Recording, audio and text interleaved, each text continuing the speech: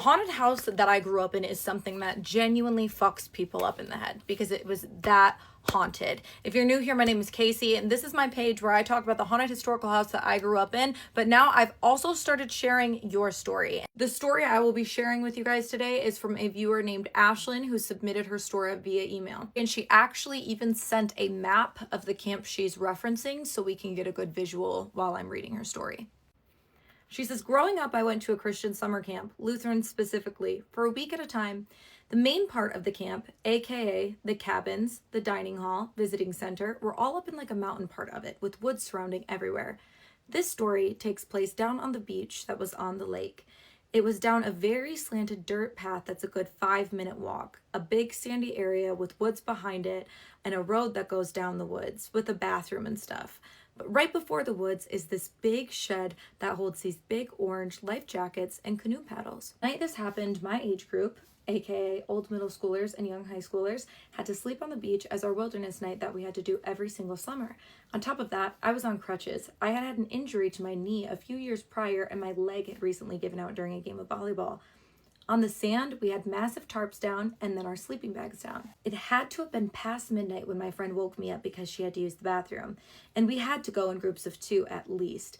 I was pissed at first because why would she wake up the girl on crutches? But then I realized I had to pee too, so I just went with her. To get to the bathrooms though, we had to walk past that shed, the big one that held the life jackets. The door was shut, but there was a pretty good gap between the door and the floor.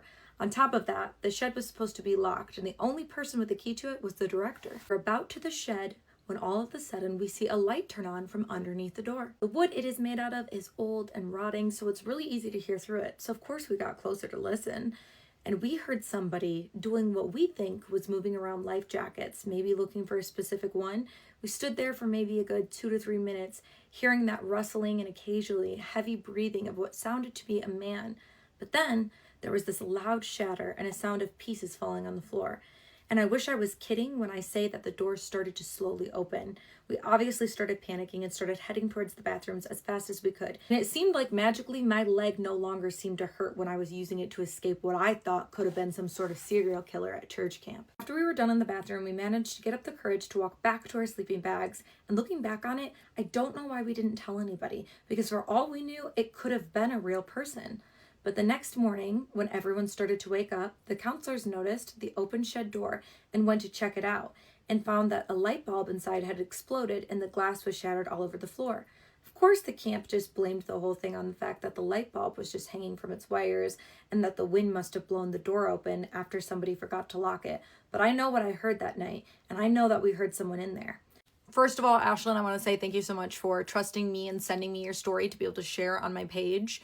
That has to be a really tricky situation because it definitely could have been a person, but it also could have been something paranormal. I have found it really interesting how many spirits haunt religious spaces that have anything to do with like church and religion. It's very interesting to me. And I don't know if it has something to do with the fact that religion is spiritual or the fact that unfortunately a lot of times there are some pretty difficult things that happen in a lot of religious spaces. But that definitely is something that I've noticed. If you guys want to share your paranormal and or haunted story with me, my email is in the bio of this profile. Feel free to send and submit your story if you want a chance to have it shared here. And as always, thank you in advance for sending it. And thank you to everybody for watching and listening. As always, thank you for watching. Love you. Bye. What up, though? You want to hear about a time where a spirit woke me and my brother up because the oven was on fire? Come on, come sit down. Okay, so my mom had just left for this meeting. And when she left for the meeting, you know, the meeting was only about like an hour. And it was also up the street from the new place where we lived at. And so because I was 13, I'm old enough to stay at home with my brother and stuff like that. So she felt comfortable leaving us home. And we were going to sleep anyway. So I'm knocked out in my room. My brother knocked out in his room. And while I'm knocked out, I keep hearing like tapping on the window, you know, but we live on the 2nd floor. You can't be tapping on a window and we live on the 2nd floor. You know what I'm saying? There was nothing right there to get you up there to that window. And so I thought it was a dream. I was like, okay, it probably was a dream. Went back to sleep. When I fall back to sleep, I hear like in my ear, like wake up. And then finally, when I did like start opening my eyes, I heard get up. Like when I say clear as day, And when I say it sounded like somebody's grandma yelling, when older people yell at you because you ain't doing what you're supposed to do, that's what it sounded like. And so I jump up because then I smell smoke, and then the alarm started going off. And so then my brother, he's in his room. I run in his room to get him up. Once we get him up and whatever, I run to the front. The whole stove is on fire. The fire extinguisher is not reachable at this point. And so the kitchen was right next to the front door. It was a smaller place that we moved to. So the kitchen was right next to the front door. And when we were trying to get out and whatever, the top lock wouldn't budge at first, but I felt something push on the door. Like I was pushing against the door to try to get the top lock off. And so I felt like the strongest force ever. Like you could hear the door say boom. You could hear it say boom. And then the lock clicked by itself. Me and my brother got up out of there. The neighbor, she came rushing down there with her baby on her hip, and she getting us to her place. And so when she was getting us to her place and whatever, then my godfather, he lived downstairs. He's African. He came rushing up and he said, hey, what is going on? So then once he gets up there, he's talking to the neighbor and he's like, no, they're going to come to my place. And so he's, grabbing us to come to his place. And while he's walking us down to his place down the stairs, he looked at me and was just like, when your mom get here, I'll talk to her. And now, the fire department, everybody, is on their way. They pretty much about to put this out and they probably gonna want to talk to your mama. So my mom gets there to his place. When my mom gets to his place, I overheard them talking. He said that somebody woke him up. And he has 2 kids, but they were much younger than me and my brother. And so he said that somebody told him to get up, yelled in his ear, get up. And he said when he got up, he said he saw a woman. And he said he followed her to the door, and then he heard the alarm coming from upstairs. And so he said he threw his stuff on. He ran up there with no shoes on. And so when he said that he saw this woman and she directed him to go up the stairs, my mama was just like, well, what does she look like? So he said he never saw the back of he never saw the front of the woman. He only saw the back of her. So he couldn't tell my mama what the woman looked like, right? But fast forward, once everything cleared, like all the smoke and everything, the fire department said it was okay for us to go back home.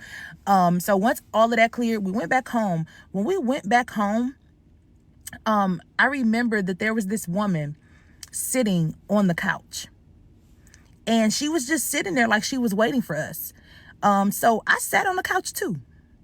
I did not feel threatened. That probably was the first and only time at that age where I comfortably sat and talked to a spirit. Because if y'all listen to my other stories, any other time I'd be ghost up out of there. I would run so fast. There was nothing you could say to me to comfort me to talk to a spirit. But she told me to let my brother know to watch the company that he keeps. He started hanging with these, like, man, these kids was bad. These bad kids. And they would do things like go around and bust people windows and just do certain things, right? So fast forward now, those same kids, one of them is in jail and the other one, when he was younger, went to juvie. But she pretty much was warning us, about certain things. And I really do believe that she was our spirit guide. But that was crazy. The fact that she told us to wake up and she told my godfather to wake up. By the way, there is an update of the woman who gave me her story about the dark entity in her house and in her sister's house bothering her niece and nephew.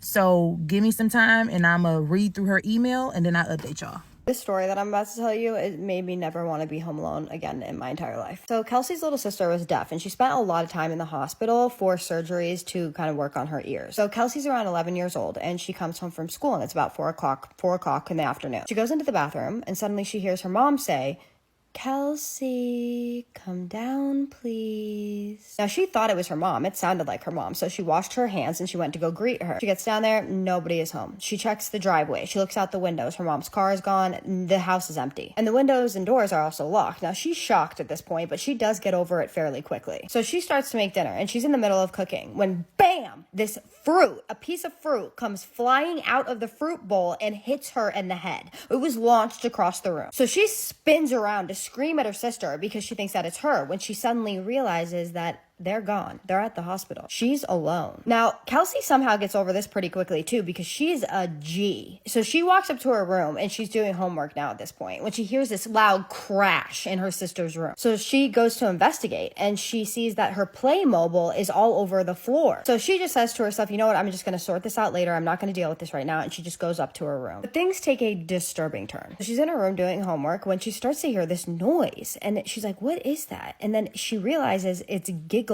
It's a little girl giggling from her sister's room. So she gets up again because at this point she's like, who is in my house? So she goes to her sister's room, she checks, and the Playmobil is set up in her sister's room exactly like they always had it set up when they were going to play with it. Now at this point she is scared. So she starts checking the house. She's checking under beds, under wardrobes, and closets, everywhere. She searched every inch of that house because she genuinely thinks that somebody is pranking her. Well, all the windows are shut, all the doors are locked. There's no one in her house. So she goes upstairs back to her room and she is terrified at this point more than she was before. When she's sitting in her room and at the corner of her eye, she just sees this something run past her. So she slowly turns her head and she sees a little girl standing on the landing. The little girl giggles and then says, Kelsey, come play with me. So she screams at this point and she slams the door and she goes and hides under her bed, but things just get worse, progressively worse. So while she's laying under her bed, she hears repeatedly,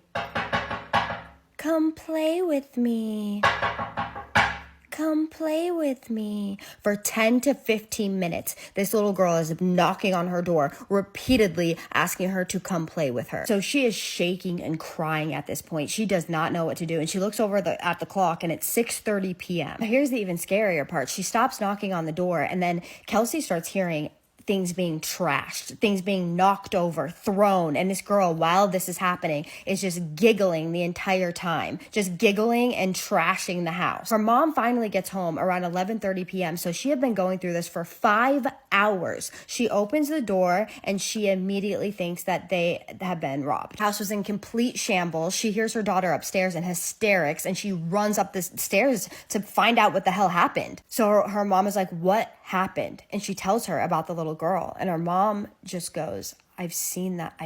I've seen and heard that little girl. I've heard those giggles. Now, so her mom had experienced this, but never to the extent that she experienced it. She said that this was genuinely the most terrifying thing that she has ever been through in her entire life. So what did you guys think about that story? I thought that was absolutely terrifying. First of all, what was that? I think we all know that was not a little girl. And the trashing the house, that takes a lot of energy for a spirit. What the fuck was that? I thought that was a spider. It's just dog hair. There's dog hair everywhere. Speaking of dog. I don't know why my dog lays like that. It's so strange. Does anyone else's dog lay like that? The way Leo was laying, the dark one? But anyways, so yeah, I don't think that this was a little girl. I think that's absolutely terrifying. Also, it was able to like replicate her mom's voice, which was super scary. And it was just tormenting her. So I think we know what this was. I just can't say it, but you guys can if you'd like. Yeah, just drop all your thoughts, opinions, and suggestions in the comment section. But as always, please be respectful. A girl named K messaged and said that tried to abduct her in her small Texas town when she was a child. Now, if you're new here, Spooky Scary Story Time is a series where I share allegedly true listener-submitted stories about the most unbelievable or creepy things that's ever happened to them. So I can't prove or disprove the validity of any of these stories, but I normally don't get stories like this. So I'm going to share what she said. She said that she's always had a very vivid memory. She said she had a great childhood and can recall memories as early as like 2 or 3. And this took place when she was about 7 years old. She said she wants to stay anonymous because she's worried, people are going to come for her for attention. Say that she's lying and she's still trying to process this. So she said when she was about 7 years old, she grew up with a lot of older cousins, and because she was a trustworthy child who never really got into trouble, her mom kind of treated her like her older cousins. Like she was independent, she was allowed to go and do things by herself. And this one day, she's out in front of the house walking her dog. She and her family knew all of the neighbors. It was a pretty tight-knit community. Her dad was a builder in the community and helped build some of the houses, and so everyone kind of looked out for each other. So she's walking her dog past the neighbor's driveway when this blue minivan pulls up, and this woman starts calling to her outside the window. The woman who was talking to her was very nice looking, very classy looking, wearing a striped shirt with short dark hair. She asked if she had seen her dog, and Kay said that where she was raised, she was taught to have like grown up conversations, to be respectful of people older than you. It was just a thing where she was from. Kay was being polite, and she was like, "No, I haven't seen your dog." At this point, the woman in the van says, "Can you lean in here and watch this video I have on my camcorder of my dog just to make sure that you haven't seen it?" She said that she kept trying to get her in the van, but Kay knew better than to get in a stranger's van. So she said, "No, but you can show me through the window." So this woman holds up this camcorder and she's playing this video. She said she remembers it was probably like a pointer or something, but it was a large, skinny black dog. She says, "No, I haven't seen your dog." And she thought that she knew the subdivision well, like she had grown up there. Like I said, they knew all the neighbors, but she had never seen this woman before. The woman is persistent. She's like, "Are you sure you haven't seen my dog? Can you watch this video again? Just come here. I have more videos I can show you." And she keeps trying to get her in the van. And at this point, Kay said she stepped back and she got a super yucky feeling. She says she remembers taking a look at the van, seeing that the back windows were tinted. She said at this age, she was just super intuitive and knew that something was off about this. So she pulled her dog closer and said, "No, I promise I haven't seen your dog anywhere. I've never seen your dog. I can't help you." She starts walking back to her house and she's ignoring this woman calling at her. Remember, she's only like a house away from where she lives. She's ignoring her, and this woman gets out of the van and stops her in her tracks and hands her a flyer that has her phone number on it. She says, "Will you give me a call?" And Kay was just like, "Okay." And she takes the flyer and goes home. She said in retrospect, she thought that this woman really was looking for her dog, but also it doesn't really make sense that this grown woman is giving this little girl a flyer and asking her to call her. She gets home, she gives her mom the flyer, and she gives her a brief rundown of what happened. And her mom doesn't say much, but when her dad gets home that night, they're sitting around the dinner table, and her mom tells the dad, and the dad flies off the handle. He's digging through the trash looking for this flyer because he's going to rip into the woman who is trying to get his little girl to call her. Dad was convinced that this woman had ill intent. And so she said that she had grown up with this story about the time that she was almost abducted. Flash forward to 2020, they're on the news. She said when she saw her face on the news, it was like this suppressed memory came flooding back. That I had a full-blown flashback. Like, this was the woman who was asking me about the dog, trying to get me in the van. I remember her slender face. I remember her hair. That I was in absolute disbelief and shock, but like, who would believe me? I'm not a victim. Said all I am is this person with an excellent memory and attention to detail, and I've only really told 2 people, but they both believe me.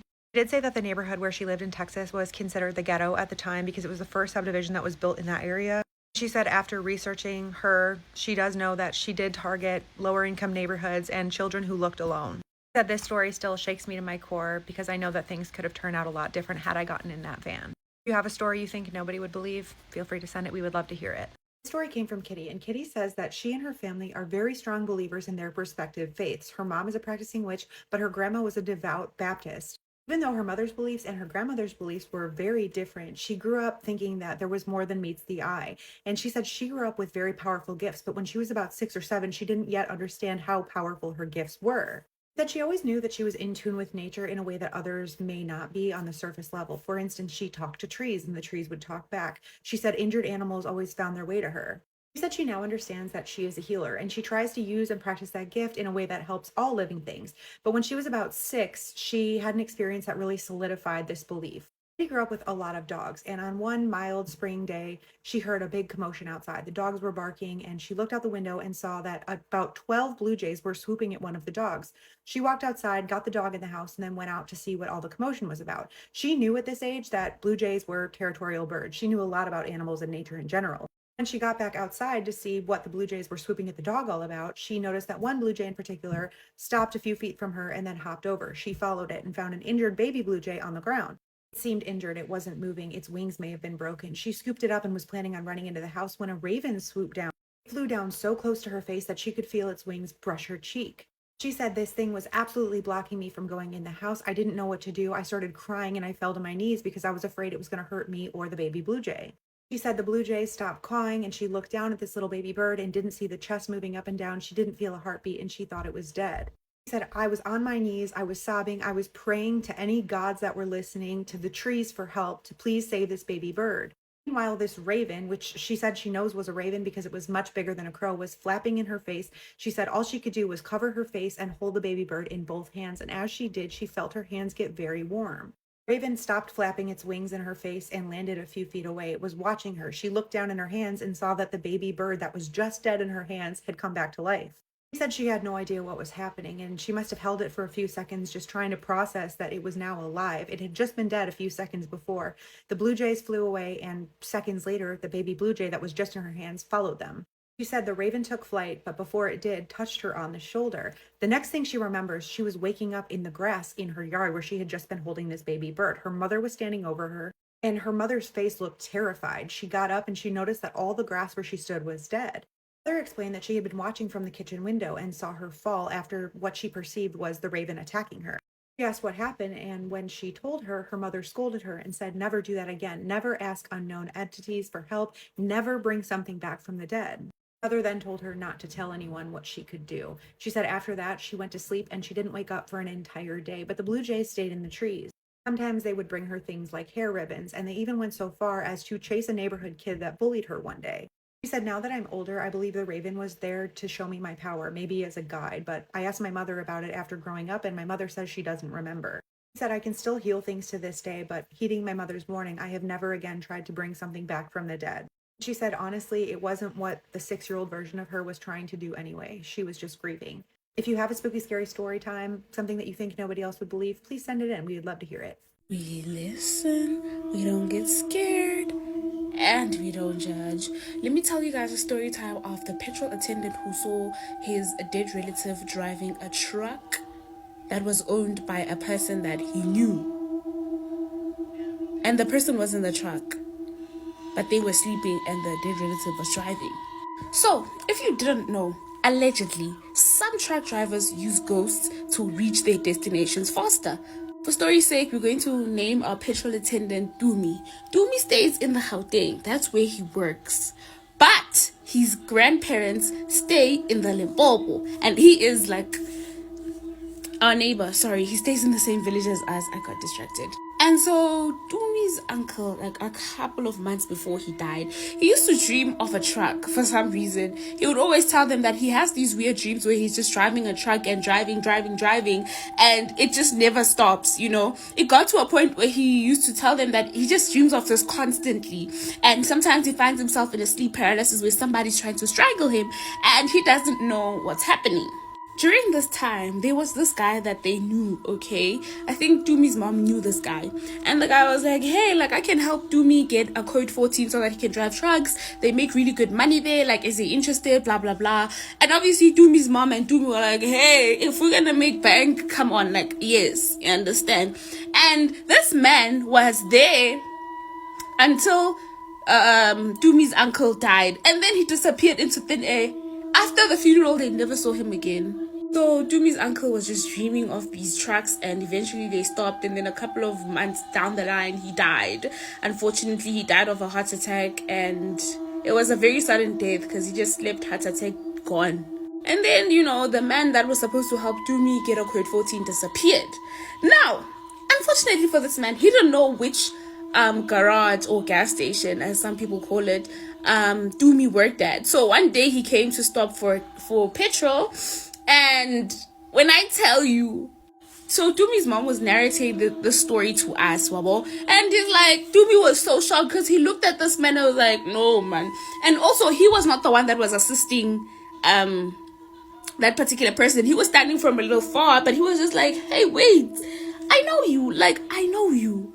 Yeah, it's like, I know you. And then, but he just stood there in awe because it can't be real. You know, we buried you not so long ago. No, it can't be real. So after the truck drives away, the petrol attendant who was helping that particular person, Dumi goes to him and asks, like, hey, like, who is that person that was there?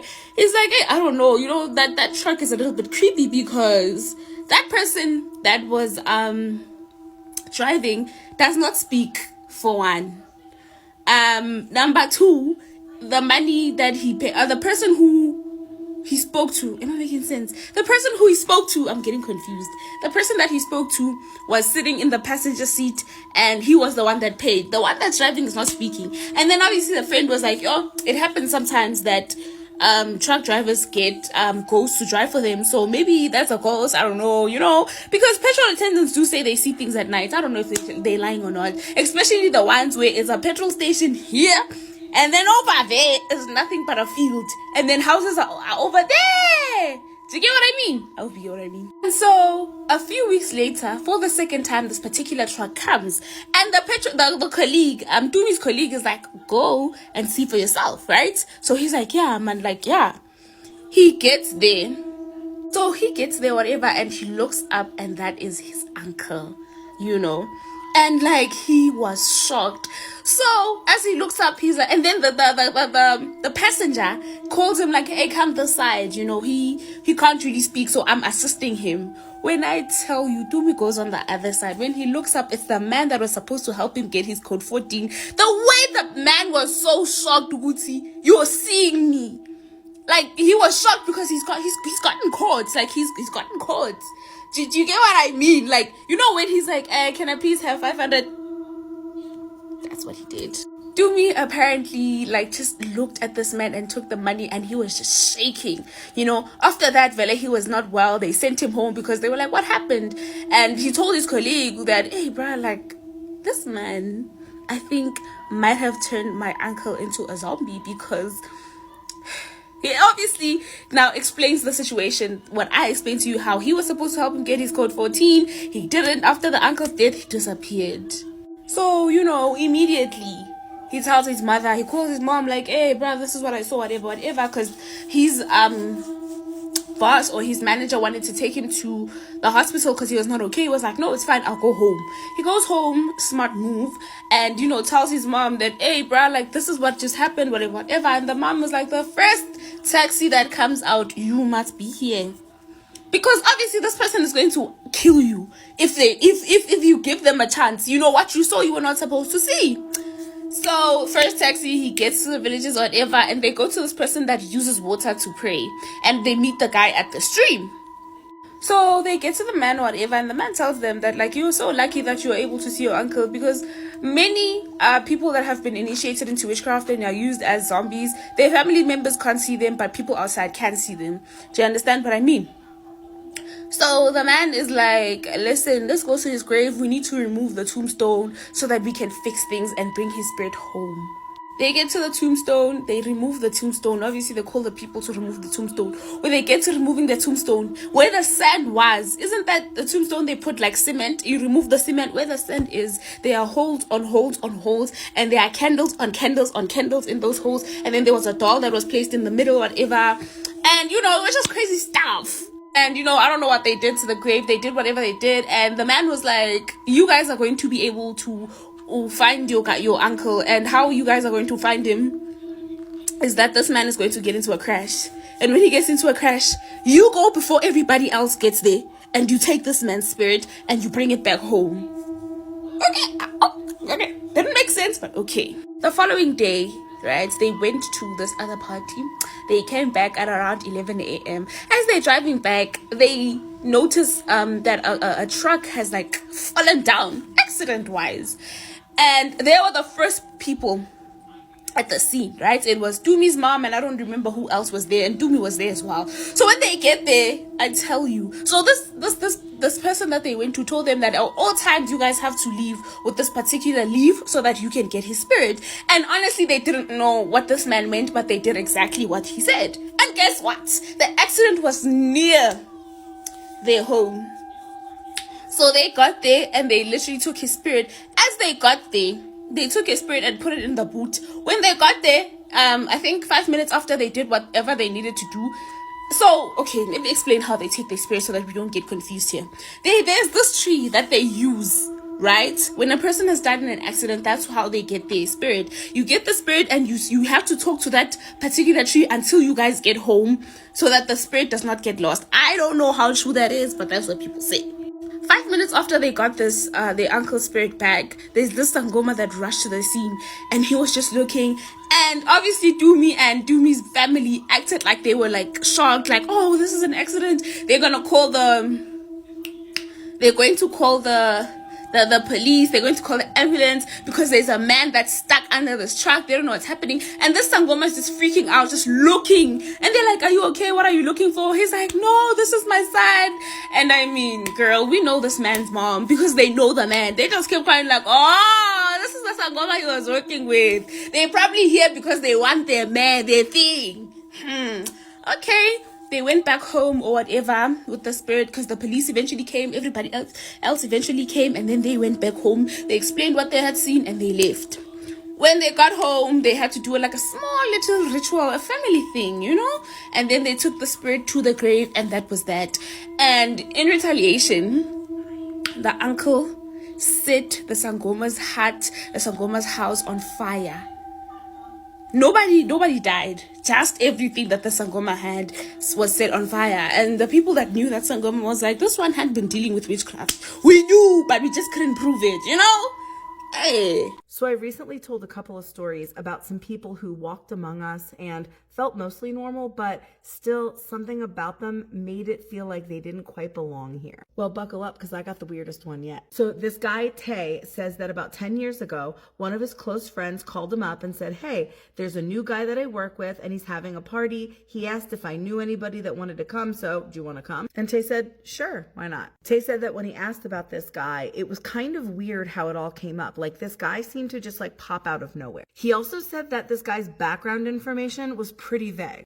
It was kind of portrayed as this guy's just coming through the city for a couple months kind of a thing. Everybody that talked about him kind of said something similar, like, yeah, he kind of just popped up out of nowhere one day, but he's good people. He said it was just really weird because he has a tight-knit circle of friends. They've all been friends for decades, and it's just so bizarre that some random stranger just pops in out of nowhere and inserts himself into the friend group, and nobody seems to bat an eye, and everybody just accepts him and really likes him. Tay makes mention that he has never heard of this guy or met this guy before his friend called him to invite him to the guy's party. So he goes with his friend to the party, and when he gets there, he says it's not quite a party. It was more like a get-together, and there were probably about 8 of them there. He said everything seemed pretty normal, but this guy, he said he remembers, was very distinct looking. He said this guy was very tall, like 6'5" or more, and he had the brightest blonde hair and a very chiseled face and these blue eyes that almost glowed.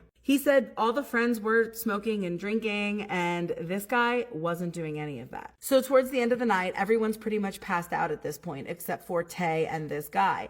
And Tay says he's going to go out and smoke a cigarette, so he goes out back, and this guy follows him. So Tay says at this point, then things start to get strange. So the guy follows Tay out, and they start making small talk, and they're talking about life things in general. So out of nowhere, this guy just looks at Tay and says, do you ever feel homesick? And Tay said, sure, yeah, sometimes, but home isn't really a place for me. So then he pauses and then just says to Tay, no, I want to go home. And Tay says in that moment, he swears that this guy's eyes started to glow even more now. So Tay goes, so where are you from then? Are you from another country? And he just says, my home isn't here or anywhere you've ever been. So Tay says at that point, he probably made some kind of a face, like, what the F are you even talking about? Because then this guy says to him as he looks up to the sky, I want to go home to where I belong. And he starts gesturing up to the sky. And then he said the conversation is a little bit fuzzy for him. Whatever they spoke about after that, he doesn't really remember. And then he said it just keeps getting weirder the next day. So they all wake up super early and go back to their respective homes to sleep off their hangovers. But they did notice that this guy isn't in his place when they all get up to leave. So around 4 p.m., Tay gets a phone call from his one friend, and he's like, have you seen that guy?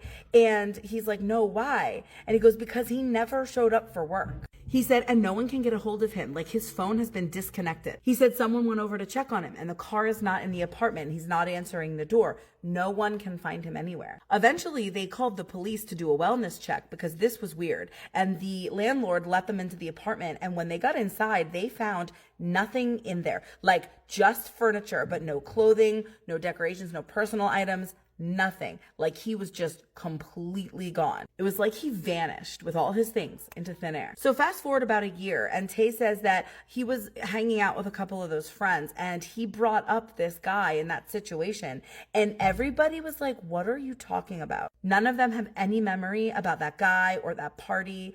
Like, nothing. He says he never really brought it up again then since, but he cannot get the memory out of his head of that night. He says this guy's face, his eyes, the way he looked up at the sky, so homesick. And he says for the life of him, he cannot remember his name, hence why he calls him the guy in the story. He said it's so weird because even the friend who originally invited Tay to the party was the same guy who literally hired him at that job does not remember this person. He said it's like he scrubbed the memory of himself from everybody, but something was so deeply stuck in Tay's mind that he kind of remembered. He said this was by far the single most odd occurrence he has ever experienced in his life so far. All right, let me know what your thoughts are, because this one is definitely interesting. Is this just some really weird guy who's good at disappearing acts, or are we talking alien from another planet? If you've got a creepy story of your own, please submit it to the email in my bio. I would love to share it anonymously or otherwise. And don't forget to follow for more creepy story time. When someone says that they've seen something paranormal, it's really easy to just chalk it up to they're just crazy. But I've got a story for you where two people saw the exact same very creepy thing. So the woman telling this story starts out by saying she does not believe in ghosts or the paranormal, but something happened to her and her boyfriend that she cannot explain. About 10 years ago, she and her at the time boyfriend were sleeping in bed. All of a sudden, her boyfriend jerks awake and he starts inching backwards towards the headboard. So this wakes her up and she's looking over at him and he's making these moaning sounds as he's trying to back up as far as he can, and he's staring down towards the foot of the bed. He has a terrified look on his face. So she looks down at the foot of the bed in the direction that he's looking, and she sees something. She says it was like this short man creature who had frizzy hair sticking up. She said it had a pig's nose and really big jowls hanging down, and it was staring up at her boyfriend. She said it was looking at him, not me, him. And he started screaming, saying, "Turn on the light." So she's leaning over to do just that when this thing lunges at him, making a deep billowing grunting sound. She said that as soon as she turned on the light, the thing was gone. So they're both frantically talking about it. And their conversation was something like, he'd go, "It was short and it had frizzy hair," and then he'd interject and say, "Yeah, and it had a snout and jowls." And they were kind of like finishing each other's sentences about what this creature looked like. Their descriptions matched perfectly, and she just felt this heavy feeling of malevolence towards her boyfriend. She kept making sure to say, "Not me, my boyfriend." She said they tried to recreate it with lights and shadows and seeing where things were around the room. Like, could this have been a mistake or a trick of the eye? She said they could not find an explanation for this, and they ended up sleeping in the living room. She says she still doesn't believe in ghosts, but she has no idea what to make of this thing. She also says anytime she thinks about it or tells the story, she just gets full body chills. It really bothers her. I mean, obviously. She still lives in that building, and she has since broken up with this guy, and since he's gone, there has been no negative energy feelings anymore. How freaking creepy is that? Let me know what you think it was. And if you have your own creepy story you'd like to share, please submit it to the email in my bio. So I posted a story earlier about a guy who claims to have met someone he wasn't sure was all the way human. And I've got another story for you, just like that. So this guy named Gillian tells a story from when he was a teenager working at a grocery store as a checkout clerk. It was close to closing time, and there was a bit of a rush of people because everyone was trying to grab their things before they headed home after work. He said a man that appeared to be in his late 20s was next in line, and when he approached the counter, he said his usual greeting. At first, when he was greeting him, he wasn't quite making eye contact yet because he said he was restocking some bags at the counter. Gillian said that once he stood up and actually made eye contact with this guy, his blood ran cold. He said he didn't look much different from the other people in the shop. He was just wearing a plain t-shirt and cargo pants, but something about his eyes. He said they were the crispest blue and gray eyes he'd ever seen, but that wasn't even the part that got him. He said there was a flash of something else in his eyes. He said it felt like this man was looking into his soul, but not in a good way. He said he didn't blink at all. He just had this cold, dead stare. He also said that one of the creepiest things was he didn't reply to any of the questions that he asked this guy. Questions like, "How is your day going?" or "Paper or plastic?" or "Cash or credit?" And this guy just stared. And then get this. When this guy handed him the money, his finger brushed up against his hand and it physically burned him. Gillian said that this guy seemed to know that his touch burnt him. And the creepiest part of all, he just gave him a little smirk and then he blinked, but not with his eyelids. He said there was like another layer of eyelids that blinked sideways, like a reptile's. And with that, the guy just turns and leaves. And Gillian said that his hand burned for hours after that transaction. He also said that warts popped up in the area that he had the burn from his touch. Oh my God, I don't even know how I would react in that moment, or like how I would react after the warts popped up. You gotta let me know what you think in the comments and follow for more creepy story time. A mother poured boiling water all over her husband while he slept, but when you hear why she did it, I wonder if you'll understand her rage. So back in 2007, Karina Smith is living in the UK with a man named Michael Baines. They got together when she was like 21 years old and Michael was 41. So just know, off this age gap, this story is not gonna get any better. So Karina had 2 kids, 1 daughter and 1 son from a previous relationship, and then with Michael, they had a son together named Craig. And Craig is about 25 years old in the year 2007, and he had just gotten out of prison for a brutal assault charge. Now everyone is super happy that he is finally free, but he does something that really dims the light on that happiness. He tells his mom, Karina, something that stuck to her mind like a splinter. He said, "Mom, he's a pet.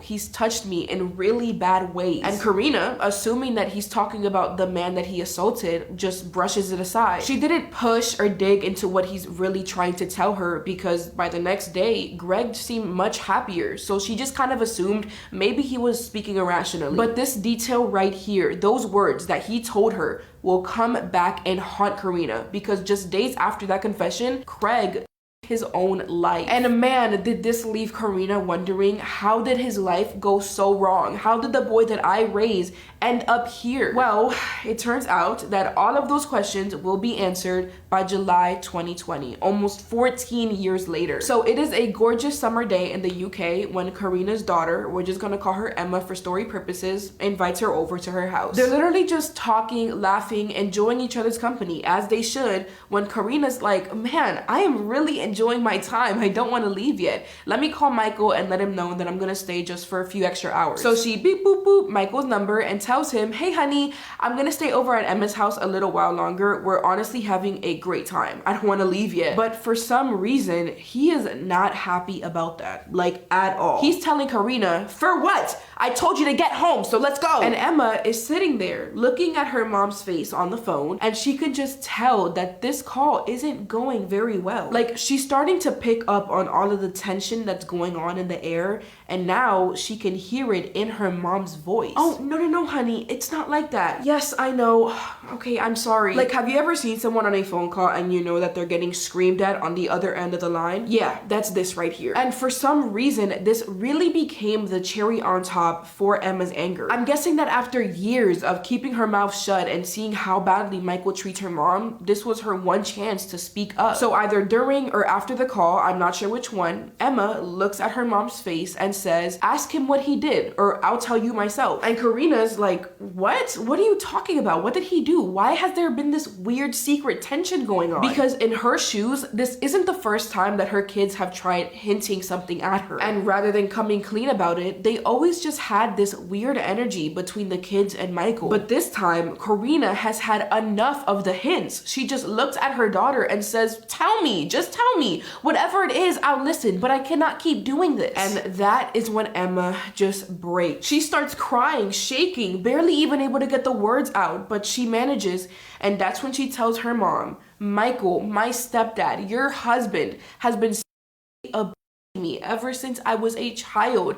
And not just me, he was also abusing Craig too for years. And the room just goes silent. Karina goes into shock. Her eyes don't blink. She forgot to breathe. I mean, her world just broke. So she starts asking questions like, when? Why? Where was I? Why didn't you tell me? And Emma is struggling just to get through the first question. She's telling her mom it was so bad, so horrific, that she really didn't want to retell the details. But by the end of the conversation, Emma told Karina just enough to understand one thing. That moment with Craig back in 2017 when he said, Mom, he's a pet, it all made sense now. He wasn't talking about some random man. He was talking about Michael, his own father. Oh my god, just thinking about that is making my blood boil because he wanted someone to believe him so badly. And I can't even begin to imagine Corinna's emotions. She must have been livid, fuming with anger, and absolutely enraged at what he had been doing to her children. And most of all, so disappointed that his controlling behavior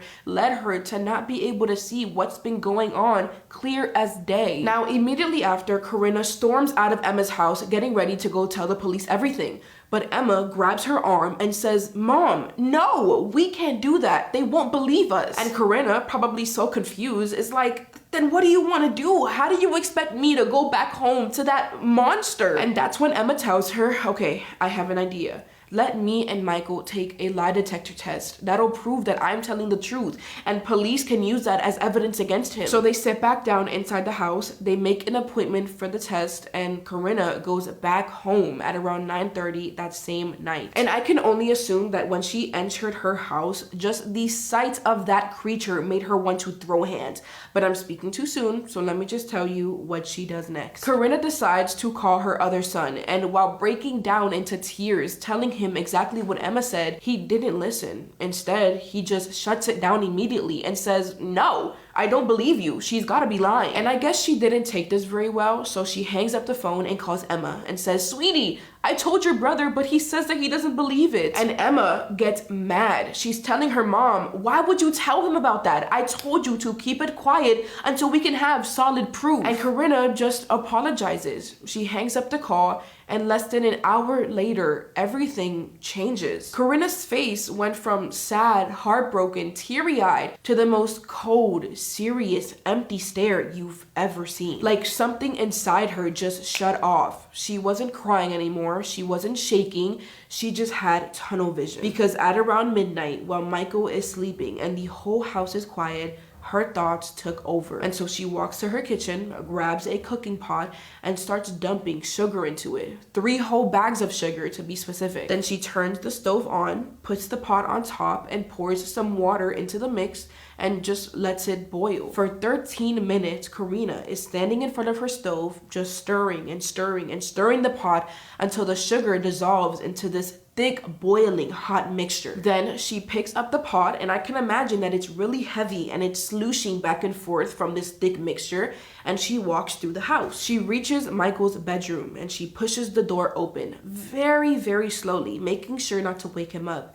And she sees him lying there asleep like a little baby. But the whole time she's thinking, wow, that is the man that destroyed my children, the man that I trusted, the man that I loved. And then she starts tilting the pot right over his body, pouring this boiling sugary syrup all over his skin. And this man screams so loud that the birds outside probably flew away. And he jumps out of bed trying to get away from whatever's burning him, but the sugar is so thick that it clings onto his skin. I mean, you could literally smell the skin burning off of him. But Corinna does not stop pouring it until the pot is empty. And once it's all out, she finally realizes what she just did, and she completely starts panicking. While Michael is actively screaming in agony, she throws the bucket on the ground, runs outside the house, and starts banging on her neighbor's door. She's sobbing with so much fear, telling her neighbor, "I did something horrible. Oh my gosh, I think I've killed him." And obviously, they call 911, they send over an ambulance, and the utter shock of those paramedics' faces when they saw the condition that Michael was in, it was truly disturbing. Corinna immediately gets arrested, and when police ask her, "Did you do this?" she completely admitted, "Yes, I did," in the most distressed way possible. So as they stuff her into the back seat of the police car, you can see paramedics wheeling Michael's severely burned body into the ambulance and straight to the hospital. And after doing a full examinations, doctors can clearly see that 36% of his body was covered in burns. And Michael was 81 years old at this point. He's an old man, so for the next month, he basically hung by a single thread of life. And by August 19th, Michael Baines passed away. Meanwhile, Corinna was put into custody, and during her trial, the judge looks at her and says, "Look, I understand the family history. I understand what you believe, but it does not excuse anything that you did. This does not justify taking a life." And here's the brutal part. By killing your husband, you destroyed any chance of finding out the truth. We will never know if he truly assaulted your children. And because she deliberately took the time to mix sugar and water into a boil, the court believed that she designed it to cause him suffering. And so they sentenced Corinna to life in prison. But I have to ask, is this a valid sentence for what she did? Or did she just take justice into her own hands? Let me know. As always, I love you guys, and please never be scared of speaking your truth. Somebody will believe you. Group hug. It's getting weird in Iceland. I'm ready to tell you the tale of the most confusing and terrifying thing that I've ever experienced. So this is 100% true, which is maybe why the story isn't maybe entirely satisfying, reconcilable, or explainable. But I'd appreciate anyone who could explain these events other than dark Viking magic. To start off with, I'm a 21-year-old student from the US, and I've been studying abroad this spring in Denmark. Recently, a group of 4 friends and I took a trip to Iceland in hopes of seeing the Northern Lights and visiting the infamous Blue Lagoon, fully embracing the basic as heck tourists. Oh, you've been there, haven't you? Not Iceland, no. Where did you go? We went to Tromsø yeah. in Norway. Oh, Norway, It yeah. was gorgeous. We all had a keen interest in the natural beauty of Iceland and spent most of the 3-day trip driving to the natural wonders and scenic spots. We saw glacier lagoons, tall waterfalls, huge mountain geysers, but also some of the most barren, desolate land I'll ever see in my life. It's just blank grey sky cut up with jagged snow-capped mountains popping up and white as far as the eye can see, which isn't always that far with the fog. Oh God, the fog. Oh, I love fog. I love fog. Love fog. The final full day of our trip, we were supposed to be returning to Denmark at 6:40 a.m. the next day, which is an important little detail to remember. We had planned to take our longest driving tour, which would be about 10.5 hours of driving round trip. The thing is, the majority of the tour is the driving itself, not the time we spent at each location. There are only about 4 stops to make for the tour, and the way they were located, it made sense to visit them in a linear fashion. Located. Located. This meant driving for about 5.5 hours to the east and stopping every 1 hour 20 minutes for one of the scenic destinations, which is completely manageable. However, this also meant that the drive back would be an almost unbearable, uninterrupted 5.5 hour trip in the dark back roads of Iceland. Now, the day before our final tour, we had visited Thingvellir National Park and learnt a bit about the Nordic and Viking history of the area. Apparently Vikings are really into 2 things, which is killing people and magic. Not kidding. Runic stones and ancient runic magic originated with Viking culture and Nordic mythology sometime in early 800 AD. Oh, nice. It turns out some of the most barren areas of Iceland were said to be cursed under runic magic by disgraced Vikings and their victims who haven't passed on to the afterlife. These spirits that inhabit the land can be violent and treacherous, according to the probably stoned, inexplicably young Iceland park ranger, which also apparently explained the wicked and deadly bad storms. Back to our final day of travel in Iceland, and we finally arrived at our final and farthest spot of the day. We decide to make our visit quick, just about 30 minutes. It is already 6:30 and the sun is beginning to dip behind the jagged mountains. We know we won't make it home before dark, but it would be nice to make only 3 of the 5-hour trip back to our hotel be in the pitch black and freezing night of Iceland. So by 7 p.m, we've all piled back into the car, exhausted and excited for some precious reclined sleeping before a very early wake-up call. As it's so planned, we should arrive at our hotel midnight, giving us about 4 hours of precious sleep for our flight, and make it to the airport with plenty of time. With the ridiculous 2-hour early airport rule, our 6:40 a.m. flight pretty much means we had to get there at 4:40, of course, so we had plenty of time. Or so we thought, to get back. It's on our journey home through the impossibly dark, windy, quiet, barren wasteland of Iceland that things began to get strange. First off, the road we were taking to return to our hotel was the exact same road we travelled all the way out to where we currently were. It was a 2-lane highway, almost the entire ride, so the scenery should have looked nearly identical to the scenery on the drive in. But the weird thing was, almost immediately, none of us could recognise the landscape we were seeing. It looked like Iceland, of course, but certain landmarks or spots we saw on the drive were gone. We talked about it a little bit, one girl suggesting it was just a change in the weather, increased fog. I'd have chalked this up to the darkening day, but seeing as it doesn't get fully dark in Iceland until almost 9:30 p.m, and we had stopped seeing recognisable locations just 20 minutes into our return journey when it was only 7:30. It was strange, but we figured our exhaustion memories were just playing tricks at our expense. It was still a bit unnerving though, like we were lost or going the wrong way even though we couldn't be. Then the weather started changing. It would change so rapidly in just a matter of minutes. It would be clear and the sky almost blue, then pouring rain and treacherous hail or even snow on rotation until the sky got darker and darker. Once it was dark out, the weather seemed to stop altogether. It didn't rain or snow or even get foggy as soon as it got dark. And this sounds weird, but looking back, it almost feels like the weather stopped, because even it was afraid of what exists in Iceland at night. Since the weather stopped, and the sky was just a clear swathe of blackness, we realised we had a pretty good chance of seeing the northern lights. We saw some wispy ribbons of green in the sky and decided we should pull over and get a better look, pulling our car onto the fairly narrow shoulder. At this point, it was 10:30 p.m, and we're still about 2 hours away from the hotel. This pit stop will be worth it, I say to myself as we all justify spending another half hour hoping for the lights to materialise. The spot we chose to watch the lights had a landscape which was unremarkable, just the same jagged, imposing mountains we'd been seeing for miles, but upon exiting the car, the mountains immediately felt 100 times closer, like I was standing at the bottom of a canyon rather than an open area with mountains circling the perimeter. The mountains had literally zoomed in off the horizon and stopped just feet from the shoulder of the highway. I thought I was having a flashback or brain aneurysm when I heard my friend say, How did that happen? You saw it too, I whispered back. Everyone in our group nodded, baffled by the suddenly moving mountains. I'd say we were more incredulous than scared at that point until the darkness started moving in. At first, it just rolled down into our new canyon in long, inky black wisps. Then, terrifyingly, it began pouring in at the top of the mountains like flowing water filling a bathtub. And then, the sounds started. I don't think any of us realised how utterly silent everything was until all we could hear was one noise. I'll never forget it. I would have sworn to you it was the sound of marching. Like heavy, rhythmic pounding of leather boots on stone and ice. And the more we strained to hear it, the more intense and seemingly closer the sounds became. Seaman?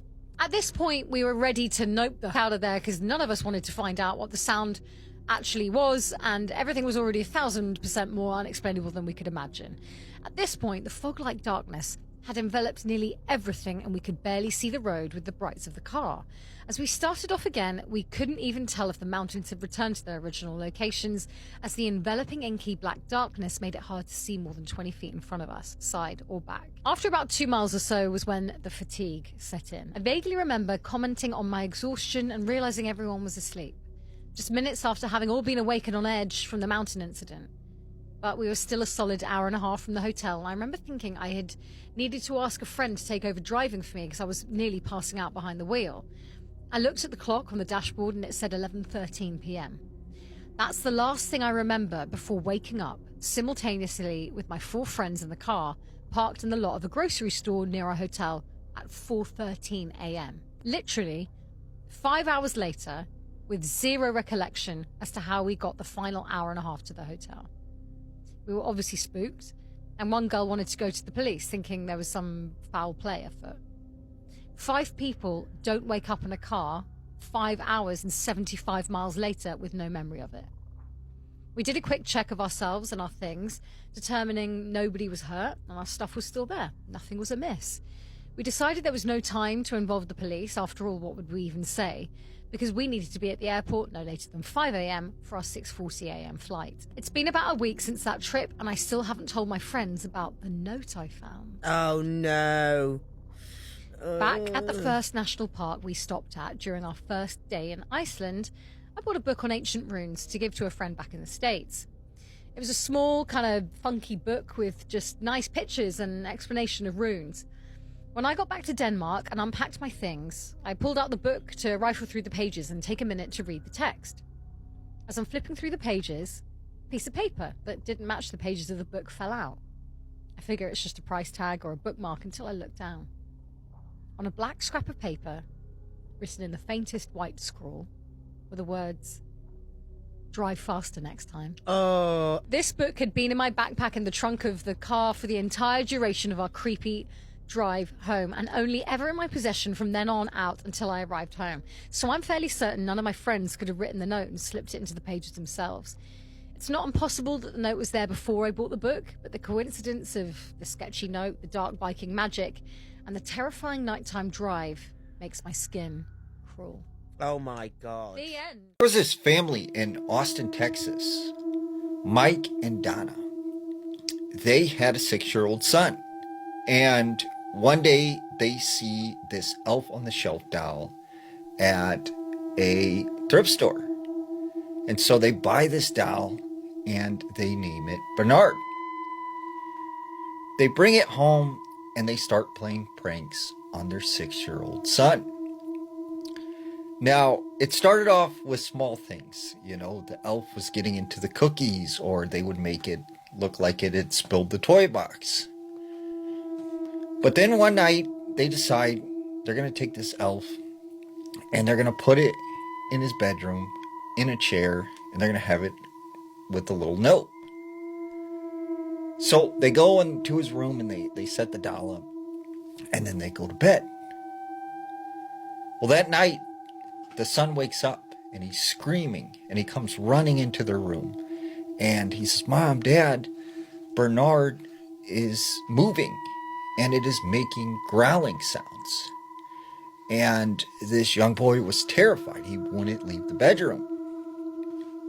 So Mike was like, says to his wife, maybe we're taking this too far. Like, maybe we shouldn't be doing this. And his wife says, relax. It's just a fun game. It's nothing. I'll talk to him in the morning. So the next day she talks to him, and they decide they're going to do another prank. So a couple days later, they take Bernard, they bring him into the kitchen, they spill out some flour, and they make little footprints. That night, they go to bed, and Mike wakes up to a sound of someone moving in the house. And when he looks down at his leg, he sees this elf doll hanging onto his ankle. And he jumps out of the bed. He yells to his wife, like, "What's going on? Like, why are you messing with me? Like, this is not funny." And his wife just has this look on her face like, "What are you talking about?" And that's when Mike knew that this wasn't a joke. So he takes this doll and he brings it out to the garage and he locks it away.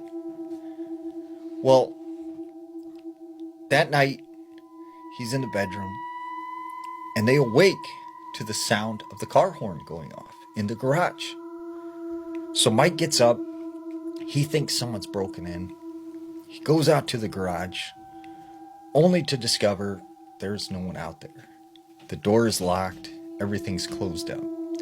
But there's Bernard sitting in the driver's seat of the car. So he says, "You know what? I'm done with this." Takes the Bernard doll and he locks it in his toolbox.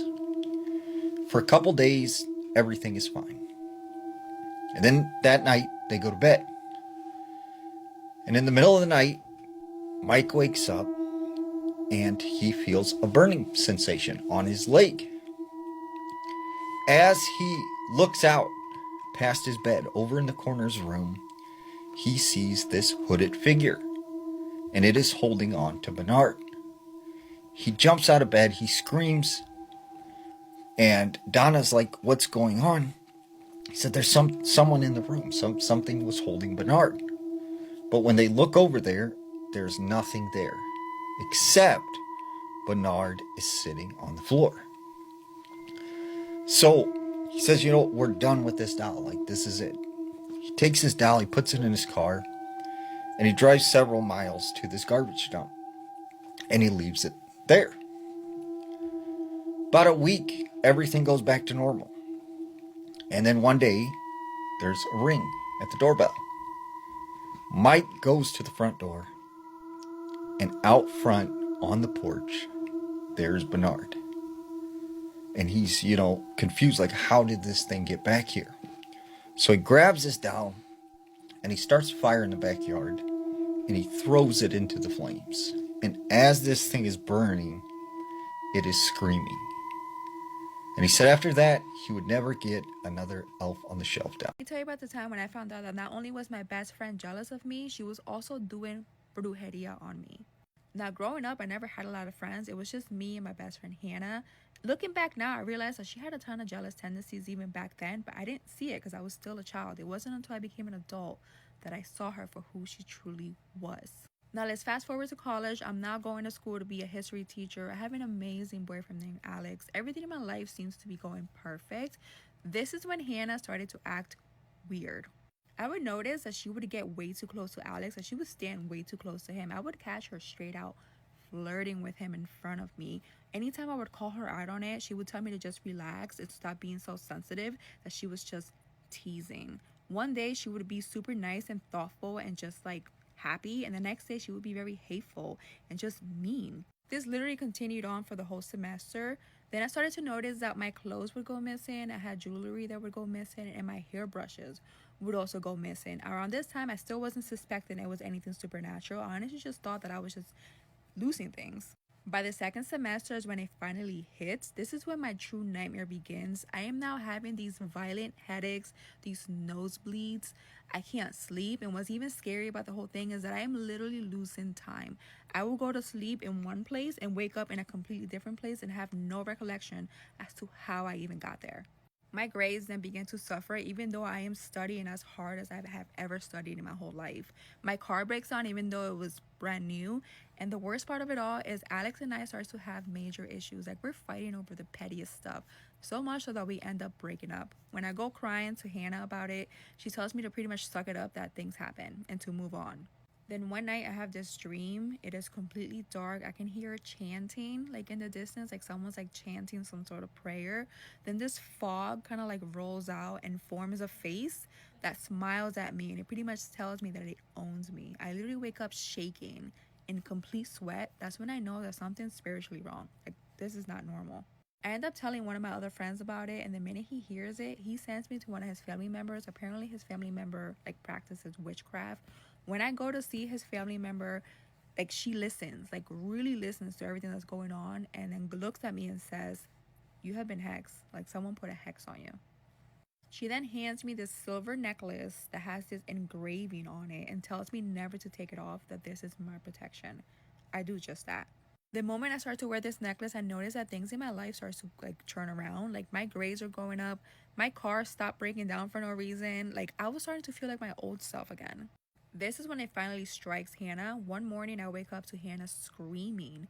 When I run over to her, ask her what's wrong, she shows me her hairbrush. Her hairbrush had a big clump of hair. Then she shows me her scalp, and her scalp is literally missing like a whole chunk of hair back here. Like, she had bald spots all over the place.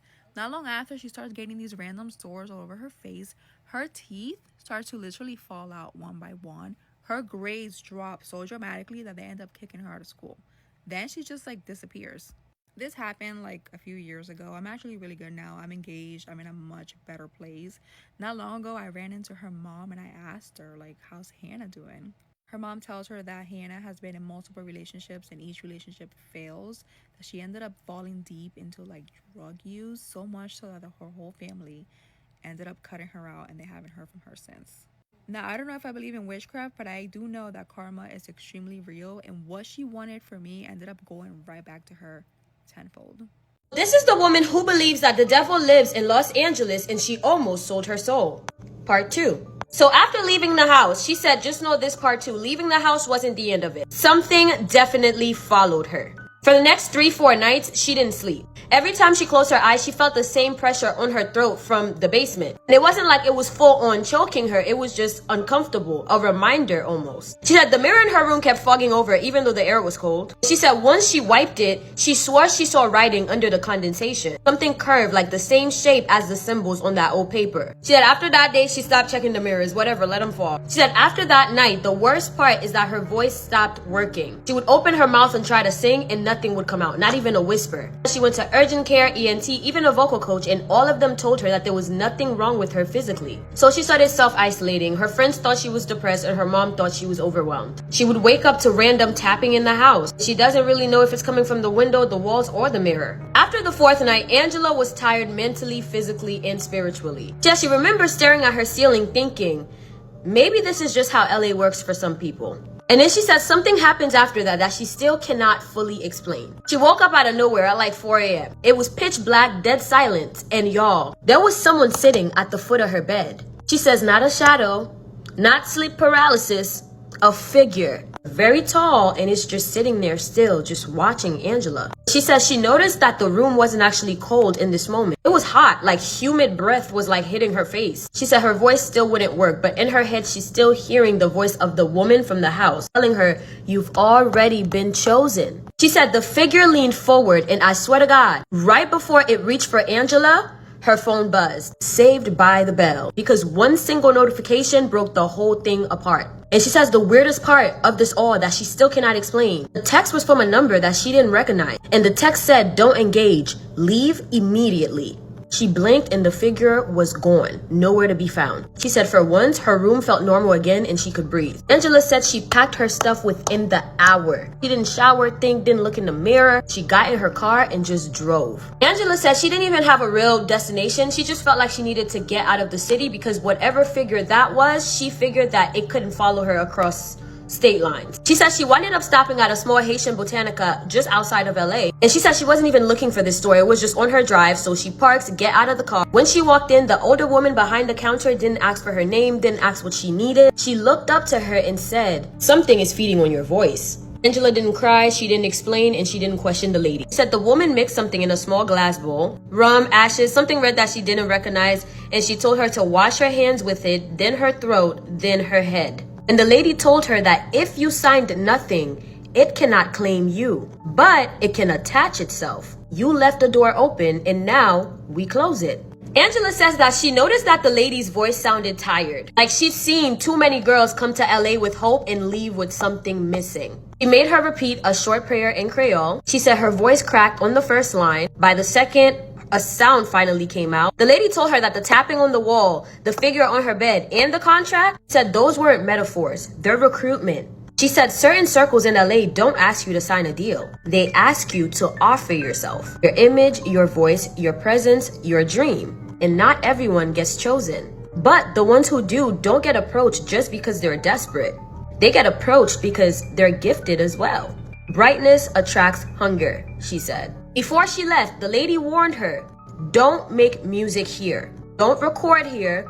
Don't perform here. LA has already marked you, and if you go back to sing, it will find you again. Angela said, and for a long time, she didn't believe her. And at some point, Angela really started to feel like this whole thing was just taking a toll on her mental health. She doesn't have a family history with schizophrenia or hallucinations. She genuinely doesn't understand what this is. She said she ended up leaving LA to go back to her mom's for a break and to recuperate her mind to try to figure out WTF just happened. She says the second she left LA, her voice came back fully. She says now she still sings sometimes. She doesn't perform anymore, but she is done with the industry. She says she definitely never stepped foot back in LA. She said some opportunities aren't opportunities, they're invitations. She didn't sell her soul, but she's glad that God had her after all. I'm trying to record an outro, but I really can't talk, so bye. He buried her underneath the land before building his mansion for wealth, for power, for riches, for fame. Little did he know his action was going to bring calamity. Story time. Chief was known for his wealth, his riches, his rituals, unaliving innocent lives just for riches, for wealth and for power. Then, one day, he came across this orphan, a little girl who lost both parents. Chief lured her into his home, unalived her, performed a sacrifice, a ritual, which he proceeded to bury her on the land before constructing his mansion. After the mansion was completed, this grand mansion, it had so much things that people has never ever seen before. A week after Chief moved in, furnitures started moving on their own. Doors open and shutting on their own. He started hearing whispers, whispers that called his name. He started to hear humming. So he started ripping the floorboards, only to find nothing. Every house help, every gardener, every gate man had to leave Chief's house. Chief was left there on his own. Then, everywhere he go, he would hear the sound of the little girl he killed and buried under that land. Chief started to go insane. One night, neighbors woke up only to hear screams coming from Chief's mansion. When they rushed there, Chief was sat there confessing what he had done. Shortly after that, worse things started happening. Then, they hear a loud bang, followed by the sound of the little girl. When they rush again to Chief's mansion, they found footprints leading to his bedroom. When they entered, they found him laid in his own pool of blood. Now, no one dares to walk past that mansion. No one dares to look at the windows, because if you do, you're marked as the next person. She will visit you at night. I've been dreading making this video because my lips look like this because I just took lipstick off. Anyway, I made a video about duendes in the 956, and somebody commented that a long time ago they saw a duende in a very specific area, and that very specific area is where I live, in Harlingen. Okay, so made that video, and typically on the weekends I visit my mom and I always come back really late, but every time I come late I always see cats outside. I think there are a lot of stray cats here. I did feed one time, which is why they probably are coming back, but like, how do you not feel bad about stray cats, right? Anyway, that's not even it. Every time I come back, there's always this black cat, and I know people already give black cats a bad rep, but I always see this black cat when I come back home, right? It minds its business, I mind mine. I'm terrified of cats, so I feel like as long as it's not coming towards me, like, I'm fine, I'm good, I'm okay. So why the fuck last week I've been holding on to this for a week because I'm like, I don't want to feed into this. When he told me, I was like, oh, cool story, very fucking interesting. So my husband goes out in the middle of the night to throw away the trash, which is outside by the street. Why the fuck did he come back inside and say, I think I just saw a duende? Mind you, he walks in, hasn't even closed the front door behind him where he's like, I think I saw a duende. Motherfucker, close that door and tell me the story. So he says he walks out and he's walking towards the trash can, and when he sees a black cat in the corner, and as he's getting closer, the black cat goes kind of behind the mailboxes, because it's like a really big brick mailbox spot, comes out the other side and sees it's not the cat anymore. I swear on anything, when he said that, I was like, oh wow, that's crazy. Fuck it, I kept watching my show because what do you mean? What do you mean? I didn't want to ask any further. I didn't know, and my husband's not scared, so he would have been like, oh, you want me to go and show you where it is? No, I don't want to go outside now or ever again. But it's like the same black cat that I see every time I come back home. And also, why the fuck did it switch from cat to duende instead of duende to cat, which is like a normal thing? Why are you exposing yourself to my husband? Anyway, it's been 8 days and I haven't left the house. I'm scared. And also, I think I'm just like, I started thinking about that person that was like, oh, I saw it here, and I'm just like, why now? Why the fuck should I shut the fuck up about doing this? Because they're like, oh bitch, you want to talk about it? Yeah, here we are. Like, I don't want to see it. It's a cat to me. I will feed you, just leave me the fuck alone. What do you guys think? Okay, so I just got home from the job at the museum, and y'all, I am buzzing with so much energy. Like, I want to run around the block, go have a snowball fight, something, because I got way too much energy. So I'm going to talk to y'all, and I'm going to tell y'all about what happened to me at this damn museum. Oh my God, I love this. Okay, so boom, I ain't never been to the Chicago History Museum. I don't know why I ain't never been to the Chicago History Museum, but here we are. So I'm getting off of the red line, right? And when I get off the red line, first of all, this stop is underground. So I already feel a little uneasy. As I'm trying to come upstairs, like, it's really dawning on me how deep in the ground we really is. Like, these is a lot of stairs. And these ain't no, they not like a gentle incline. No, these are some steep stairs. It's under here. And you know, y'all know me, I'm a little slow. I didn't watch one too many Final Destination movies, okay? As a matter of fact, I've seen all of them multiple times. You want me underground in Chicago, there's a whole lot of water, shit can move and collapse. It's a whole city on top of me. You talking about millions and trillions of weight on a, woo, hold on, I'm finna, oh Lord, I'm hyper. So yeah, I had to get my ass from down there, okay? So now I come upstairs. When I come upstairs, y'all listen, the energy upstairs is buzzy. Like, it's not a bad buzz. It's not like, ooh, what the fuck, something watching me. No, it feel like,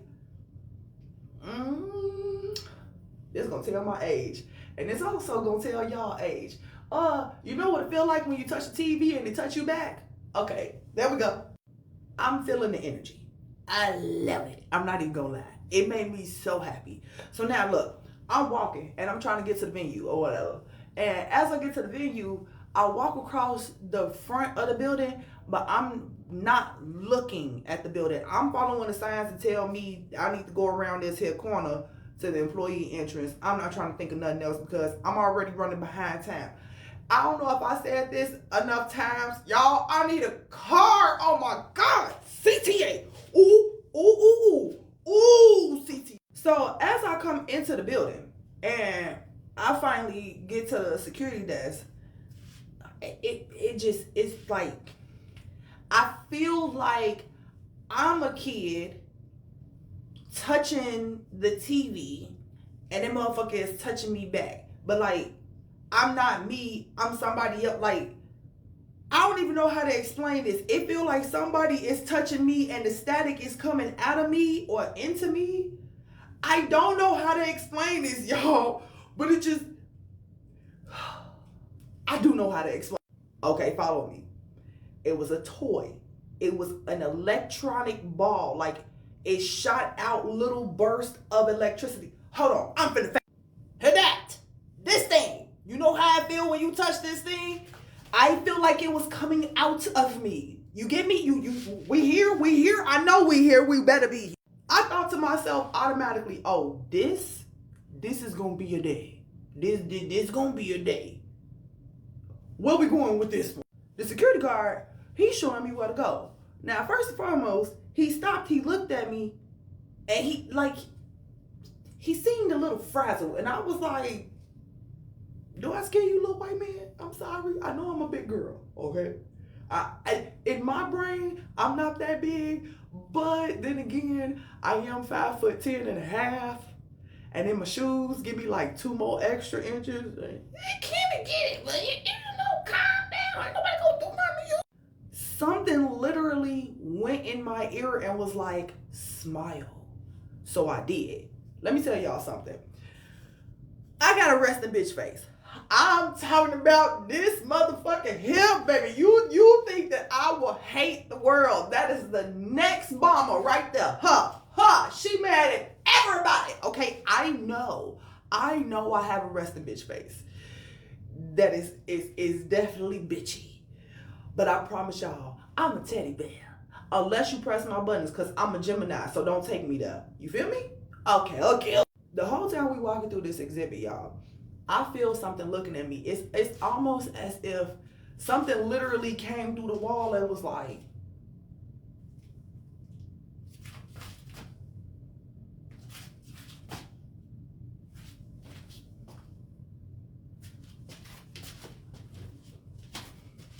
I said, oh yeah.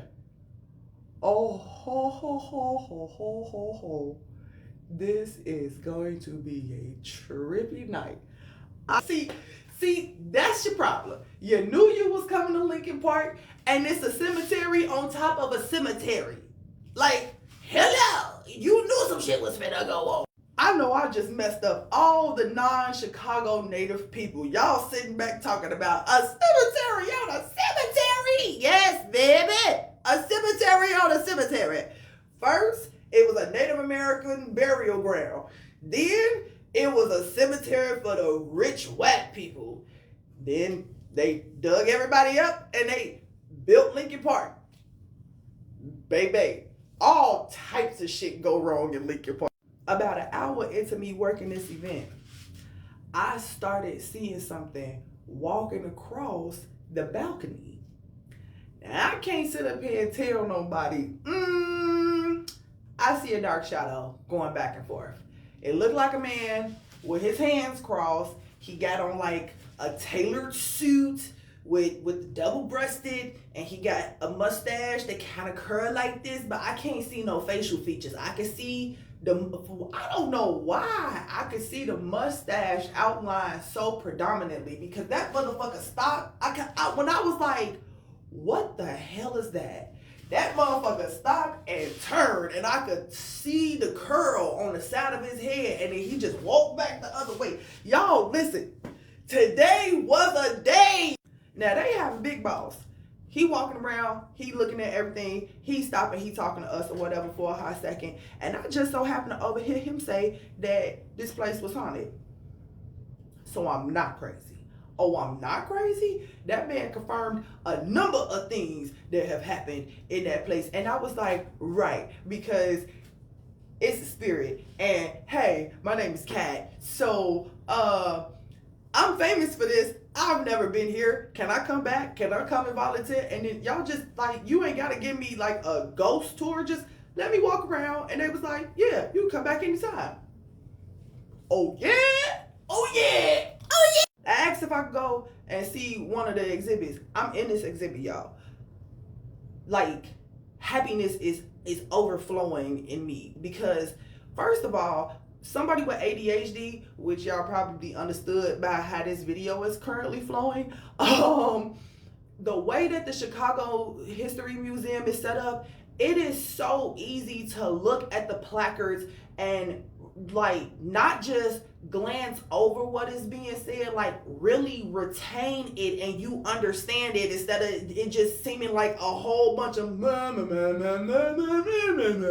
I am so sorry. I am so sorry for how this video is turning out, but I promise you this is the after effect of the time that I had with this spirit because y'all, we was people watching and like the spirit can't talk back to me, but what it could do was blast some type of song in my head for me to instantly know who the fuck it was about. Like, okay, wait, hold up.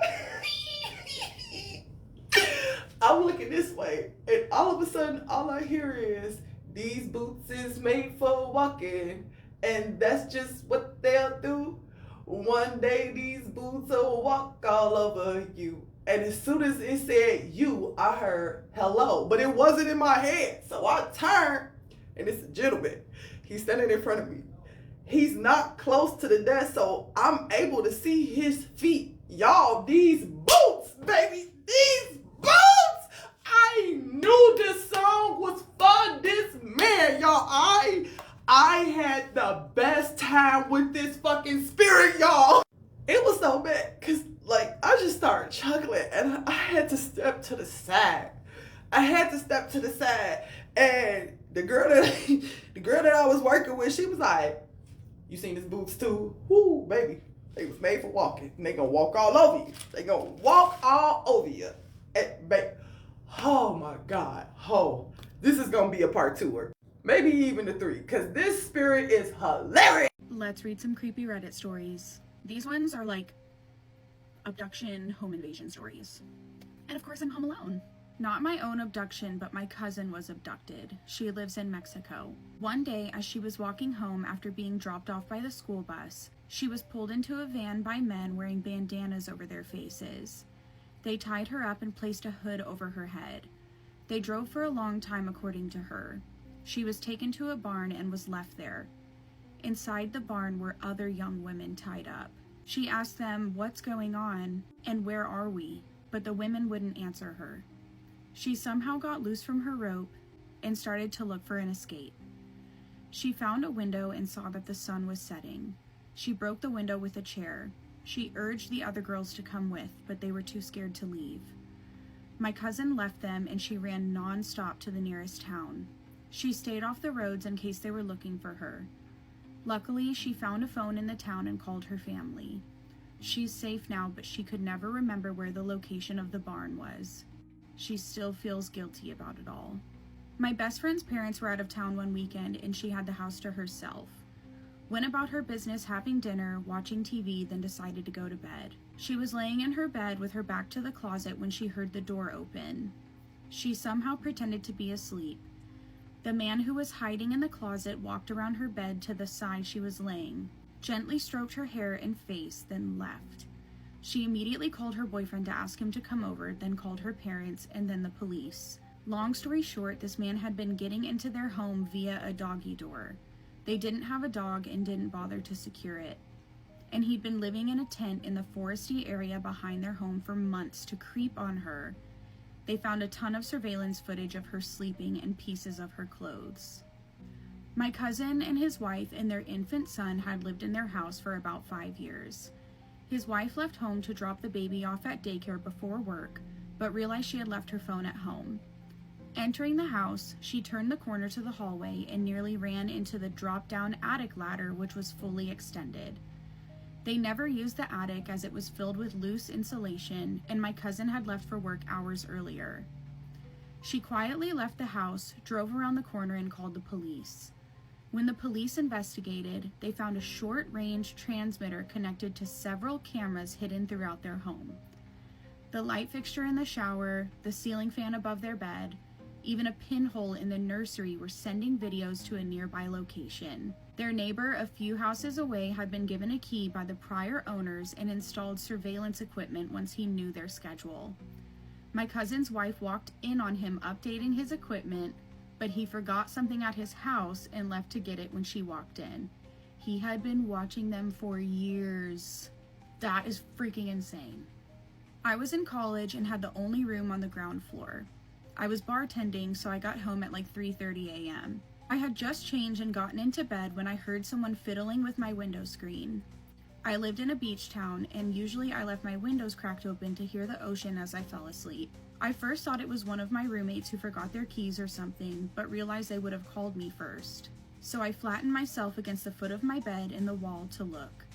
It was a dude in a black hoodie with a box cutter cutting my window screen. As he was lifting himself to enter, I jumped up onto my bed and kicked him as hard as I could on the chest. He fell into the parking lot, hit a bike rack, and was knocked unconscious. I slammed my window shut, bolted it, and called the cops. By the time they showed, he was gone, but they found him 2 blocks away. His bag had zip ties and duct tape in it, and he had a record of SA. The cops blamed me for a bit for having my windows open. I kept my windows shut after that. Why are we blaming the victim? I mean, I know it's not smart to sleep with your windows open, but victim blaming is kind of crazy. Also, episode 9 of my podcast comes out tonight at midnight, so make sure to listen to that. I think you're gonna like it. Let's read another scary story that was sent to us. We have another one from South Africa. I'm from South Africa and live in a suburb of a prominently huge city. This was around 10 years ago. It was autumn break and my cousin and I went out one night. When I got back home, I noticed I was coming down with the flu. Later that night, I had the worst possible dream I could imagine. It was so vivid. I dreamed of a tall man with a dark shadow that raked over the entire room, and he just kept smiling at me. The next day, my cousin and I were left alone. We were teenagers, and throughout the day, we just watched TV and did our makeup to take pictures. Throughout the day, though, there was something creepy and eerie about the house. It felt cold and as if we were being watched, yet we didn't say anything to each other. We had never felt this way before. It was our family estate, and never once did we feel that way, especially not there. However, around 3 p.m., I felt a fever coming along, and I told my cousin to go upstairs to my parents' bedroom in the east wing of the house and get my medication. When she refused, I wondered why, so I asked her, why not? And then she said she just felt scared. I laughed it off and said I would try and come with her. As soon as we made it up the stairs, the music speaker we had playing down in the living room fell and the volume turned all the way up. This made us jump a little, but we were always logical people and just ignored it. I sat down on my parents' bed when she tried to get my meds, and as she was doing that, I could feel myself about to throw up. So I ran into the bathroom and threw up in the toilet. As I was washing my face off, my cousin stood just behind me, and in the mirror, we both at the same time saw that tall, shadow-like man. We both screamed and ran downstairs. We couldn't explain what we had seen, but I instantly knew it was the man in my dream from the night before. We ran outside and into the back garden where we waited for my parents to come home. My cousin was petrified, and when I tried to calm her down, she said, "He was in my dream last night." My mouth went dry and I didn't know what to do or say, but I had to tell her about my dream. We went to dip our legs in the pool to pass the time when we heard our grandfather come through the driveway. He came out back and saw us sitting out there, and we ran to tell him what happened. Again, we are a very logical family. However, my grandpa saw how truly scared we were and decided to pray over the house and anoint it with holy oil. After that, we were on edge for some time, but never did we experience that again. I still live in the same home and it feels completely normal. However, the people we have told this story to have told us that a lot of times things can follow you home. And maybe the night when we went out, something did follow us home. What is going on in South Africa, y'all? Let's talk about people who have gone missing in national parks and who are still missing. I've been doing a lot of videos on people on like the FBI's most wanted list, which I think it's important to make videos like that because you never know who it could reach. One of those videos already has almost 1 million views. So I think it's important to post videos like this as well because with the power of social media, someone might know something, someone might have seen someone. Anyway, let's get into it. First, we have James Pruitt. He went missing in the Rocky Mountain National Park on February 28, 2019. Pruitt was 70 years old when he went missing. White male, 5'6", 150 pounds, blue eyes, and brown-gray hair. Believed to have been wearing a blue jacket, a red and orange beanie-style hat, blue jeans, and carrying a small camera bag with a Nikon Coolpix 900 camera. Pruitt left from the Glacier Gorge parking lot on February 28, 2019 for a day hike to an unknown destination. U.S. Park Rangers located his vehicle on March 3, 2019 and determined that, though it had been parked overnight, no backcountry permit was associated with it. Rangers contacted Pruitt's family, who advised them that Pruitt had no intentions of staying overnight in the park, and they had last heard from him on February 28. The National Park Service initiated extensive search efforts in the area. Due to a lack of clues and extreme winter conditions, the search entered limited continuous operations on March 11, 2019. Additional coordinated search efforts were conducted on multiple occasions during the summer and fall of 2019. Okay, next we have Jonghyun Won. I do apologize if I'm not saying that correctly. He went missing from the Grand Canyon National Park September 17, 2017. Won was 45 years old at the time he went missing, Asian male, 5'7", 121 pounds, brown eyes, and black hair. A white Toyota Camry belonging to Jonghyun Won of Los Angeles, California, was found at Morin Point on the south rim of Grand Canyon National Park on September 17, 2017. The vehicle was previously seen near the New Hants trailhead. Won had no known plans in the area and his current whereabouts are unknown. All right, next we have Peter Jackson. He went missing from Yosemite National Park September 17, 2016. Jackson was 74 years old at the time he went missing, white male, 5'10", 155 pounds, blue eyes, gray hair, and a beard. Excellent physical condition, carrying a royal blue outdoor products day pack. Jackson is believed to have gone for a day hike from his campsite at White Wolf Campground, but he did not return. He had sent a text message to his son saying that he was on his way to the park on September 17, 2016. His vehicle was found at the campground, and camping fees were paid through September 21, 2016. As of October 2, 2016, the search for Jackson was placed in continuous limited mode. In August 2019, Jackson's backpack was found in the Ackerson Meadow, Aspen Valley area on the west side of Yosemite National Park. Okay, next we have Floyd E. Roberts III. He went missing from the Grand Canyon National Park June 17, 2016. Roberts was 52 years old at the time he went missing, white male, 5'11", 170 pounds, brown-gray hair, and brown eyes. Last seen wearing a red long-sleeve shirt, blue denim jeans, multicolored mesh Nike Free sneakers, large blue low alpine contour backpack, and white-rimmed sunglasses with orange lenses, carrying a day pack. Roberts became separated from companions during extreme heat conditions while starting a multi-day hike in a remote portion of the western Grand Canyon on the Shivwitz Plateau. The group planned a 9-day hike that would exit the canyon via Separation Canyon. He was last seen near Kelly Tank heading towards Trail Canyon, 214 Mile Canyon, towards the river, but may have descended into 209 Mile Canyon. Following an intensive 6-day search effort, the incident remains unresolved. The search for Roberts is in continuous limited mode. Unfortunately, there are a lot of people on this list, but let me know if you like this video and if you want to see more videos like this. Maybe by posting and sharing videos like this, we can get some answers. My name is Judy, and I live in Florida. We live in a small wooded area that looks a little creepy at night, though during the day, it feels completely different. I would like to share with you a paranormal experience I had one night as I was getting ready for bed. It all started one night after my family and I had finished eating a late dinner. After dinner, I washed the dishes and put everything away. That's when I noticed something felt off. The vibes in the air didn't seem right. I had a gut feeling that something just wasn't normal. I tucked my daughter in for the night, then closed my blinds and got into bed. That's when everything changed. I was exhausted after a long day and didn't notice anything unusual at first. I quickly fell into a deep sleep. Suddenly, I was jolted awake by a loud bang outside my window. I jumped out of bed to see what had caused the noise. As I reached for the blinds, I heard another bang, even louder than the first. At that moment, I felt uneasy, nervous about pulling back the blinds, but I gathered my courage and lifted them to see what was outside. To my absolute shock, I saw a tall, 7-foot dark figure standing there, staring directly at me.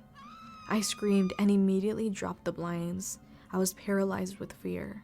The figure had no face, just complete darkness. It looked like it was wearing a hoodie, but I couldn't make out any details. I was terrified to my core.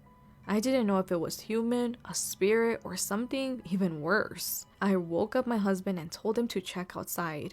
He grabbed a flashlight and went out to investigate while I anxiously waited by the door, dreading what he might find. When he returned, he told me that whatever it was had vanished without a trace. There were no footprints, no disturbances, nothing. It was as if the figure had never been there. At that moment, I knew this had to be some kind of evil entity connected to the paranormal. My husband and I gathered our senses and headed back to bed. I was still shaken. The image of that tall, dark figure outside my window haunted me. I was so overwhelmed with fear. I had never experienced anything like that before. Eventually, exhaustion took over, and I was able to fall asleep again. But this was, without a doubt, one of the most terrifying moments of my life. In high school, I was goth, and my friend Lucy, who shared my style, invited me and a few other friends to have a picnic at an old cemetery near Altadena, California. I wandered off and met a thin, elderly man in blue overalls digging a very deep hole where there was already a grave with a tombstone, which was odd. The tombstone was so faded that you couldn't read the inscription, and there was fresh dirt piled on the side. I asked him who he was, and he told me he was the groundskeeper. I looked around and noticed the cemetery was overgrown and in bad shape. I asked him what he was doing, and he said, "There's going to be a funeral here today." He told me his whole family was buried in the cemetery, and that one day he would be buried there too, while pointing at the grave he was digging. He then went back to digging and didn't say another word. I walked away and met up with my friends. I told them I had met the groundskeeper, and they wanted to meet him too. We walked over to the spot where he had been, but he was gone. The grave he had been digging was now completely filled, and the dirt was all dried up as if it hadn't been disturbed in years. The shovel he had been using was leaning against the tombstone, covered in rust, looking like it hadn't been touched in ages. Lucy and the others didn't believe me, but before we left, we took a group photo. The next day at school, Lucy came running up to me. She told me that a white figure had appeared next to me in the photo. I asked her for a copy since it was a Polaroid, clear proof that I had talked to a real ghost. Not long after, Lucy transferred to another school, and I never heard from her again. Hi Daisy, I'm from the Philippines, and our culture is very rich in mythology and scary creatures that roam during the night. I used to live in the province when I was young, before we moved to the city. I was always told to close the front door screen at noon because entities that can't be seen with the naked eye might enter the house uninvited. That always spooked me as a young girl, so I always made sure to close our front door screen every noon and don't recall ever skipping a day. One time, we went on vacation for over a week, and when we returned home, things weren't the same. I was about 5 or 6 years old at the time. I was playing with my puzzles when all of a sudden, our couch moved. It was made of wood and was so heavy that it had never been moved since it was delivered. So I was shocked when I heard it shift. There was a clear indication on the floor that it had been moved because the area underneath was much lighter compared to the rest of the floor, which was dark from floor wax. I told my grandma about it, and she was just as confused as I was. The next day, while my family and I were eating dinner, we suddenly heard our chickens scream as if they were being dragged. Keep in mind that our chickens were kept inside their small enclosures, which were always locked at night to prevent them from wandering off or being stolen by neighbors. My Theo grabbed his flashlight and ran outside since those were his chickens. He was in complete shock to see them running loose outside their enclosures. He clearly remembered locking them in, but when he checked, the locks were broken. Stranger things started happening after that. Our rice cooker would randomly get unplugged, delaying our breakfast. Faucets would turn off by themselves while we were doing the dishes. The shower would shut off on its own, and even our curtains would open and close without anyone touching them. It became clear that something was messing with us, and we were right. When we had gone on vacation, the person left to watch over the house wasn't aware of our custom. He left the front screen open the entire morning and only closed the door at night. We were shocked when he told us. Immediately, we sought out a local witch doctor to cleanse our home, and that's when we learned the truth. While we were away, a small family of entities had taken over our house because the open door made them believe they were invited to stay. Since the caretaker wasn't aware of our tradition, our home had become infested. After the cleansing, everything went back to normal. The little family that had taken up residence in our house was relocated to a large old tree in a neighboring village to prevent them from returning. I live in the Smoky Mountains near the Appalachian border, okay? In Kodak, Tennessee. It's 11 p.m. Eastern Standard Time. I need you to know what I just saw in the woods, okay? Me and our daughter are sitting in our hot tub on our property, and I hear some leaves. I stand up over on the ledge of the hot tub to look over our privacy fence to shine the light. I have my shot pew in my left hand and my spotlight in my right hand, and I'm looking. Boom. See it. I say, Kaylin, get down right now. She gets off. She's standing in the hot tub. We're looking at this at the same time. I see this. Just one glowing green eye, okay? Everything around it is completely distorted. You can't see the two privacy lights that are long ways on the other property behind it. You can't see the red tower in the background. You can't see anything, okay? Everything around it is completely distorted. So I'm shining the light on it constantly, thinking that eventually it'll move. I'll be able to tell what it is, okay? And it does like this.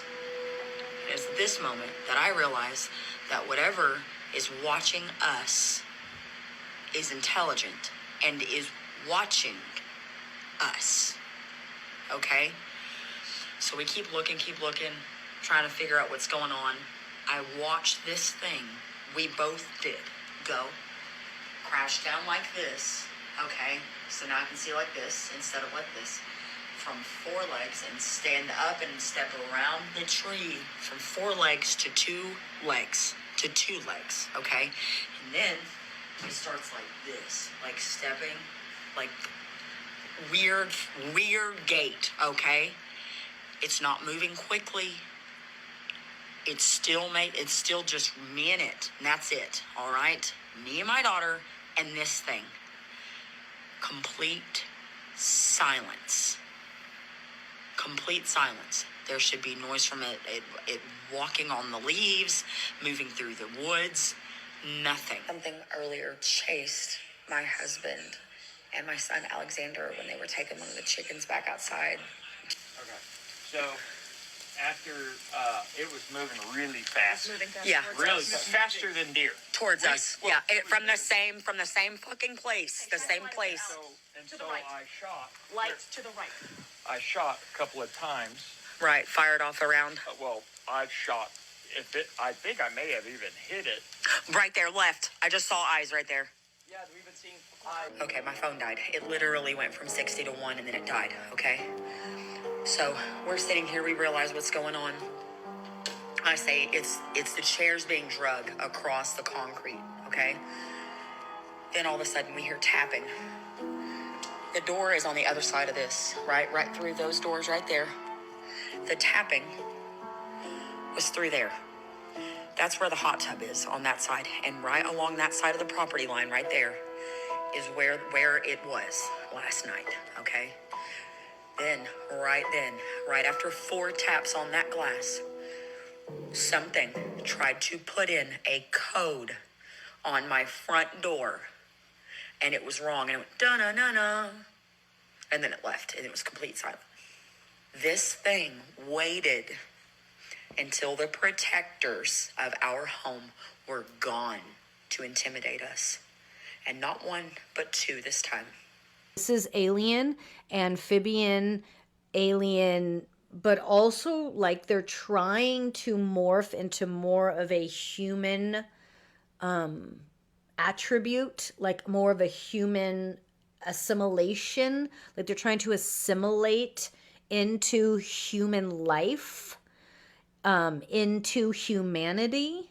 So right now what I'm doing is sort of going halfway in because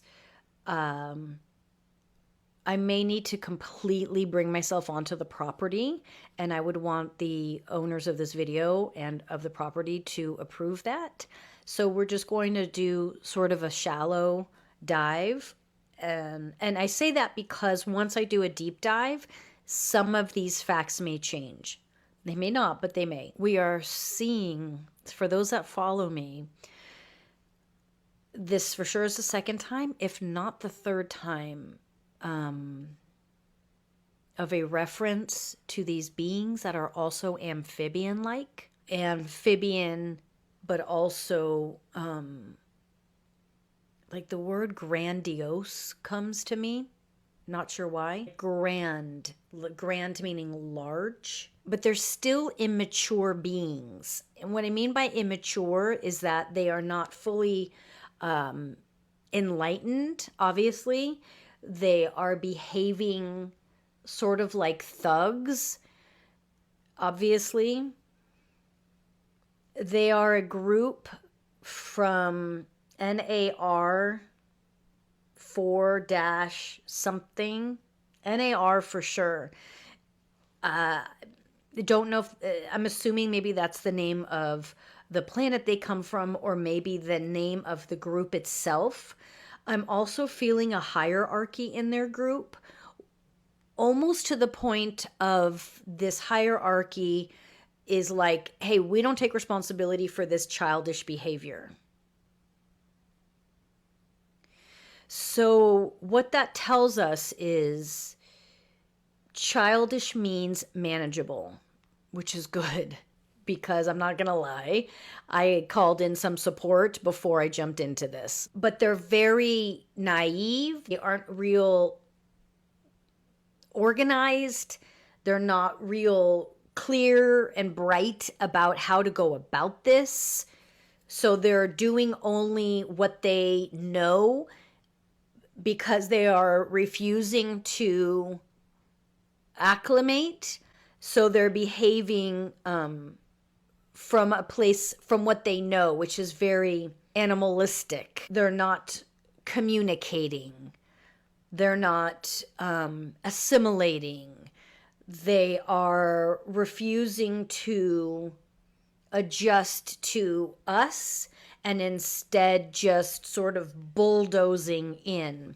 Unfortunately, because of this behavior, they will be hurt. And although I don't support or condone violence, I don't see an alternative for this family if this group continues to bulldoze their way onto their property. If I do a deeper dive with the family, we could communicate with the group and see if we can remove them from the property, push them, in essence, back into the woods, and I can require them to stay off. But that's going to require a deeper experience. So what they want, there's like a part of this land that goes, it's like it goes so deep into the woods, it feels like humans can't even reach that deep. I don't know if that's true. That's just what I'm hearing. And they're making their way into human society. And we're going to see more of them. But this is not from the approval of their higher ups or their elders. Their elders are just like, this is not how we want this to look or go. These are sort of rogue beings. And they don't even have necessarily a plan as much as they're just like rogue, like wanting to see, what is it? Who is it? What's over there? What are they doing? Why are they there? And they're very naive to their potential of being harmed. They do have capabilities that are above and beyond human capabilities, but they are not immune to a gunshot. I know I look crazy, but I'm about to give y'all a quick story time. So this happened like 3 years ago, maybe, going on 4. So y'all know how I was telling y'all that like me and my family used to like walk through bike trails. Yeah, so but this time when we went with, because I was younger, so it was like a whole bunch of kids that was way younger than me. Like, I think I was the oldest kid at this time. So we go around like 5, and it's the summertime, so it's like not mad dark, but it's not mad light. So we're walking through the bike trails, and around that time it started getting dark outside. So we start walking, and we walking for like 15 to 20 minutes. And even though we're on a trail, we end up going into like this little cut that's on the trail that leads into the woods, and we do a little bonfire there. We having our s'mores, everybody's talking, chilling around the bonfire, and then we finish taking our break, and we're like, okay, we're gonna walk farther. This is the farthest we ever went. We ain't ever go farther than this ever again. So we walking for like 30 minutes now, and like the kids are like getting annoyed because they're like, all right, we walking mad long, but I want to go far because I heard that these bike trails could get you all the way to the city. So I'm like, okay, let's keep walking. I don't care. We get to like this area where it's like, it's not a brick wall, but it's like bricks stacked on top of each other to the point where we can't like climb over it because there's babies with us. So there's like a little cut, like the left lower side of it, and it's like not in a circle, but it's like a broken up circle, so people that's little can like walk through it, and some of the grown-ups could walk through it, but not all of the grown-ups. So the grown-ups is all just talking, and they decided if they want to like go through the fucking thing. And I'm listening to them, but I start hearing a noise that sound like it's kind of far, but it's not mad far. I think I was the first kid that heard it. So I look at the grown-ups, and my dad is like one of the only people that notice every little thing. So he's telling everybody, like, be quiet because I hear something. And I'm going to insert what we heard.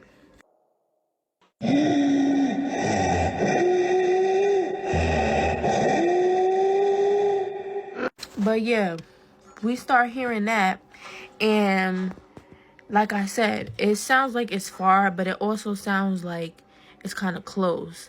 And mind you, I said this is the farthest we ever went. So it was weird because we never went that far and we starting to hear noises. And my dad is like a nature guy, so he like knows what animals sound like, what noises they make. And he's saying like the noises that he's hearing, it don't sound like a bear, it don't sound like a deer, because we was researching the sounds of those animals too, and it didn't sound like those animals. So we searched up the Yeti sound, because my uncle was like, that sound like a Yeti, and it was a Yeti. So we just listening to the sound for like probably like 5 minutes, and the grown-ups start getting like really freaked out. Get out of the video. So the grown-ups start getting like really scared, to the point where like the younger ones are getting scared. Because at first I wasn't scared, but once I seen that the grown-ups was like, nah, we gotta leave, we can't stay here with all these little ones, that's when I was like, okay, it gotta be something serious, because they don't recognize that sound, and that's dangerous. Like there was so many little kids there. We ended up leaving, and it was like the farther we was going back to the entrance, we like stopped hearing it. But we took that as a sign, like, don't go further, because it was already weirdos in the bike trails, and now we hearing noises that don't even sound like any of the animals that be in that area. So yeah, that's my story time with a Yeti. If you don't believe in Yetis or Bigfoot, you don't even have to like acknowledge the fact that you don't have to comment anything hateful. It's just a conspiracy theory. But yeah, You can't make this stuff up. Might have known the story of real life boogeyman. Weird spooky Christmas stories. This Christmas Eve music shouldn't have been playing. So this person said 10 years ago they were 16 years old and she was spending Christmas at her grandmother's house. A place filled with memories, especially since her grandfather had passed away from Alzheimer's that year. And her family was determined to make it a joyful holiday for her grieving grandmother. But after overeating on a long drive, she ended up staying home at her grandmother's house while everybody else went out to dinner. Alone in the bungalow that her grandparents had built together, she ended up drifting off to sleep, until she was jolted awake by loud music. It was Nat King Cole, her grandmother's favorite artist, and her grandfather loved to play it on his radio. Half asleep, she instinctively said, "Grandpa, can you turn that off?" The music stopped immediately. That startled her fully awake. She called out to see if her family had returned, but she was fully alone. When she checked the living room, she found her grandfather's stereo system with the Nat King Cole CD inside of it. So she was a little unsettled, so she decided to just unplug it and go back to bed. But minutes later, the music exploded through the house again. Even louder this time, echoing through every room. Terrified, she cried out, "Grandpa, please turn that off. I don't feel good." And just like before, the music stopped on command. When her family came home, she told her mother what happened, and her mom checked the stereo, and it was still unplugged. Over the years, as her grandmother's dementia began to worsen, something unusual would happen. Whenever her grandmother would become distressed or difficult to care for, which the family knew wasn't her fault, the old stereo would suddenly switch on, loudly playing Nat King Cole. And every time, it instantly soothed her. The family has come to believe it's her grandfather, still watching over his wife in the most familiar way he can. A gentle reminder, just like he used to say, "Don't worry, pet, it's all going to be all right." This was such a sweet story, and I have such a soft spot for our aging community, so this one really touched me. Let me know in the comments if any of you have had an experience like this, or what you think is happening here. Weird spooky Santa Cruz. Santa Cruz County is known for its beaches, redwoods, and surf culture. But for more than 6 decades, people have been reporting something else. Something above us. In the New Fork database, one of the earliest Santa Cruz sightings was 6 decades ago in the 1970s. Bright, silent formations hovering over the coast, moving in ways aircrafts are not supposed to. And then 4 months ago, something strange happened. A Reddit user going by equivalent reading 27 reported seeing a 5-pointed star in the sky above the boardwalk. Not a shooting star, not a drone, a literal glowing red star, and 3 streaks trailing behind it. It moved upward, pulsed brighter, then vanished, only to return as a white oval drifting slowly downward, leaving behind a textured fog-like trail. He said that it changed shape like a tadpole form, then dropped 3 smaller lights. And despite the beach being packed, nobody reacted. Nobody even heard him shouting. And he wasn't alone. 2 of his friends witnessed this as well. But strange things aren't new here. On September 12th, 1967, the Pajaronian reported on 4 police officers witnessing a UFO at 4:45 a.m., corroborated with witnesses across the Central Coast. Last summer, a friend of one of those officers, Officer Crumpton, vouched for him and said that he believes him because he said this officer was very straightforward. He says that if he saw a UFO, then he meant it. Then, in 2008, the Santa Cruz Sentinel ran a story about a private investigator, a former Santa Clara County Sheriff's deputy, who was hunting for evidence of a UFO that supposedly struck one of the beaches in Capitola. According to him, multiple witnesses saw it ascend, but no debris was ever found. In 2021, in the Facebook group You Know You're From Santa Cruz When, someone created a post asking if anyone remembered seeing the UFO in Scotts Valley in 1969. And the comments lit up. One woman responded saying that in 1996, she and her daughter were driving through the Aptos Hills where they saw a UFO. She stated that it was hovering over the trees with white and yellow lights that were flickering on and off. They watched it for about 10 minutes before it disappeared. The next morning, she called the National UFO Reporting Line, and they said that they received about 11 or 12 calls for that same sighting that night. Whether it's the Boardwalk, the Aptos Hills, Scotts Valley, Capitola, or Watsonville, Santa Cruz County has been seeing things in the sky for over half a century. Different decades, different witnesses, same questions. What exactly is flying over Santa Cruz? Have you seen anything strange in the Santa Cruz sky? Let me know in the comments or send me your story. This is probably one of the weirdest disappearances I've ever heard of. Because what do you mean a 6-foot 19-year-old man just disappears in broad daylight in a quiet neighborhood? This is the disappearance of Jason Julkowski. Let's get into it. Now, Jason was a very nice young man. His parents described him as being shy, but he was also very smart. He was just a very kind person. No one would ever think that he would have any sort of enemy or anyone that would want to hurt him. And at the time of his disappearance, he was working 2 part-time jobs while saving up money, getting ready to go back to school. But on June 13th of 2001, Jason received a phone call from one of his part-time jobs asking him if he could come into work that day. Now, initially, Jason was unsure if he could make it into work because his car was actually in a repair shop. But he did his best to figure out a solution, which he did, and that was to call one of his co-workers to ask for a ride. So he calls his co-worker and they agree to meet at a local high school, which was approximately 11 minutes of a walk away from his home. And the reason they agreed to meet at the high school was because it was popular, it was a landmark area, and apparently Jason was not the best at giving direction. Now, like I said earlier, the high school was only about 11 minutes in walking time away from his home. And the streets surrounding both of these locations were all just very quiet residential streets. Now, he was supposed to meet his co-worker at the high school at approximately 11 a.m. And the last person to see Jason was his neighbor, who spotted him out in front of his driveway around 10:45 a.m. because he was helping his younger brother take out the trash. And then he saw him leave the driveway and walk in the direction of the high school. But then 11 o'clock came and went, and his co-worker was at the high school waiting for him. And when Jason failed to arrive at the appointed time, she called his home around 11:15, 11:30 a.m., and they told her that he was not there. And when authorities would later check the security footage at the high school, it was confirmed that Jason never made it to the high school at all, which meant that somewhere between his home and the high school, he just disappeared. Now, unfortunately, Jason's parents thought that they had to wait 24 hours before reporting anyone missing, which was not true. But even with those 24 hours, the authorities did not take this case seriously as they should have. Initially, they thought that Jason was just another teenage runaway, and they told his family that he would just make his way back home. And as a result, they did not start investigating his case until 10 days after he disappeared.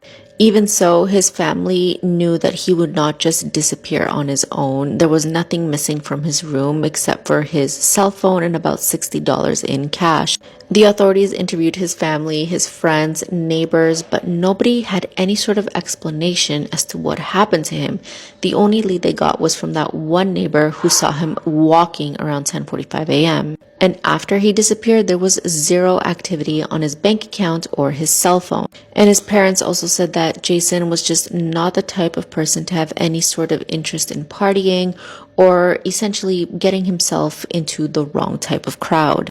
Even the authorities were at a complete loss as to how Jason could have disappeared without a single witness or trace, with one of the officers saying it was the most baffling case he had ever seen in 30 years. And over the years, they have released age-progressed photos of what Jason could potentially look like if he's still alive today. And as for theories as to what could have happened, there are several of them.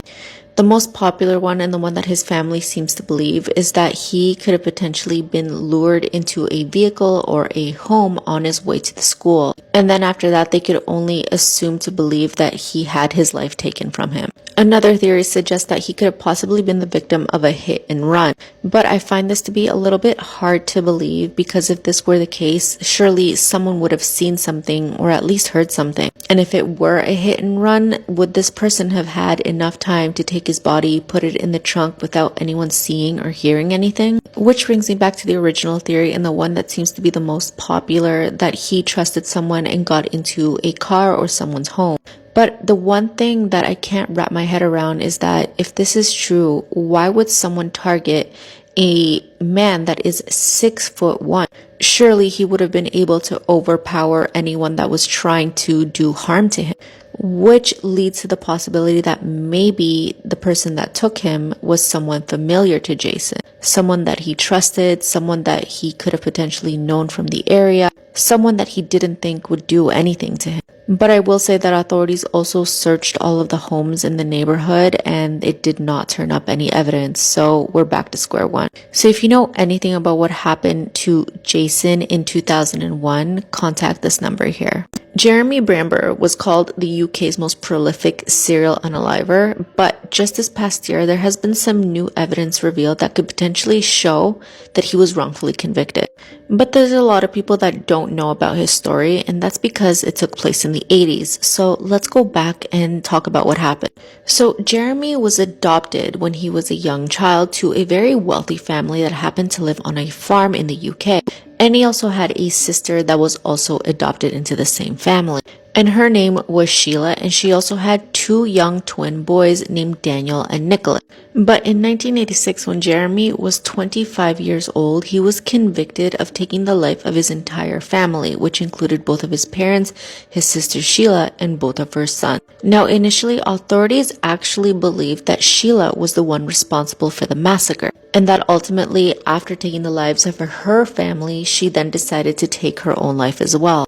And the reason they initially believed this was because she had been diagnosed with schizophrenia. And just a few months before the entire thing happened, she had actually spent some time in a psychiatric hospital. And she was undergoing a lot of issues at this time, mainly because her parents had told her that she should give up her children and commit herself to a hospital because she was no longer fit enough to take care of them. Which, according to people that knew her, this was her biggest fear because she absolutely loved her kids. But then there was a very big twist in the case. Jeremy's girlfriend at the time implicated Jeremy in the massacre.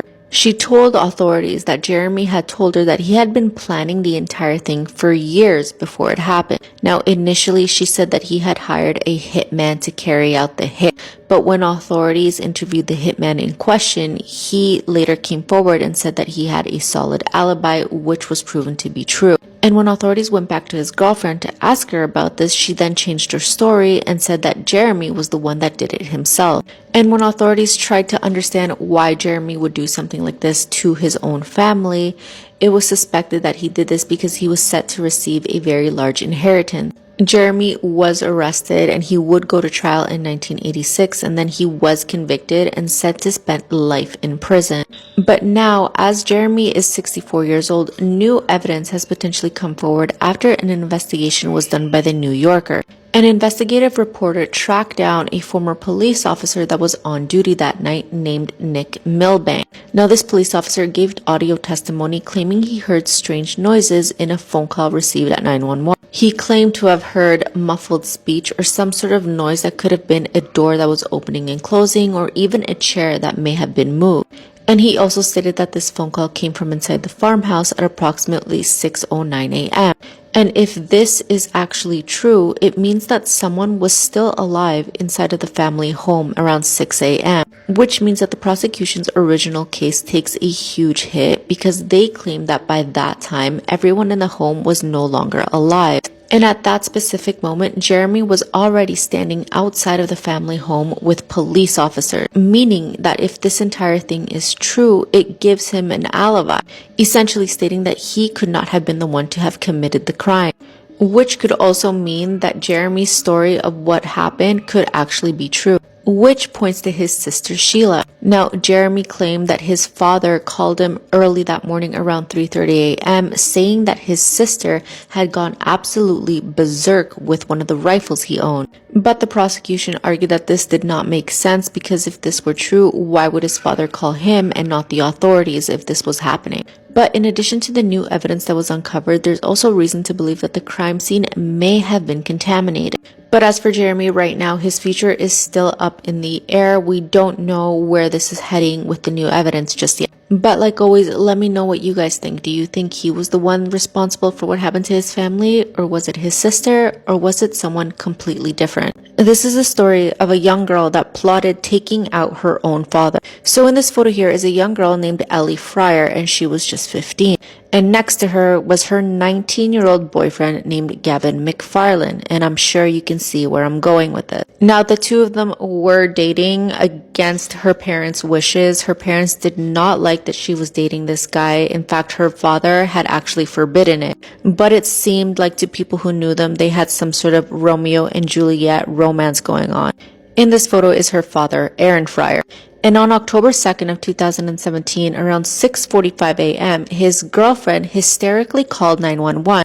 She said that she could not find her boyfriend or his oldest daughter, and that the two younger daughters were in the house, and they said that there was blood everywhere. When authorities spoke to the two younger sisters, they said that they woke up around 5 a.m. to a lot of banging inside of the house.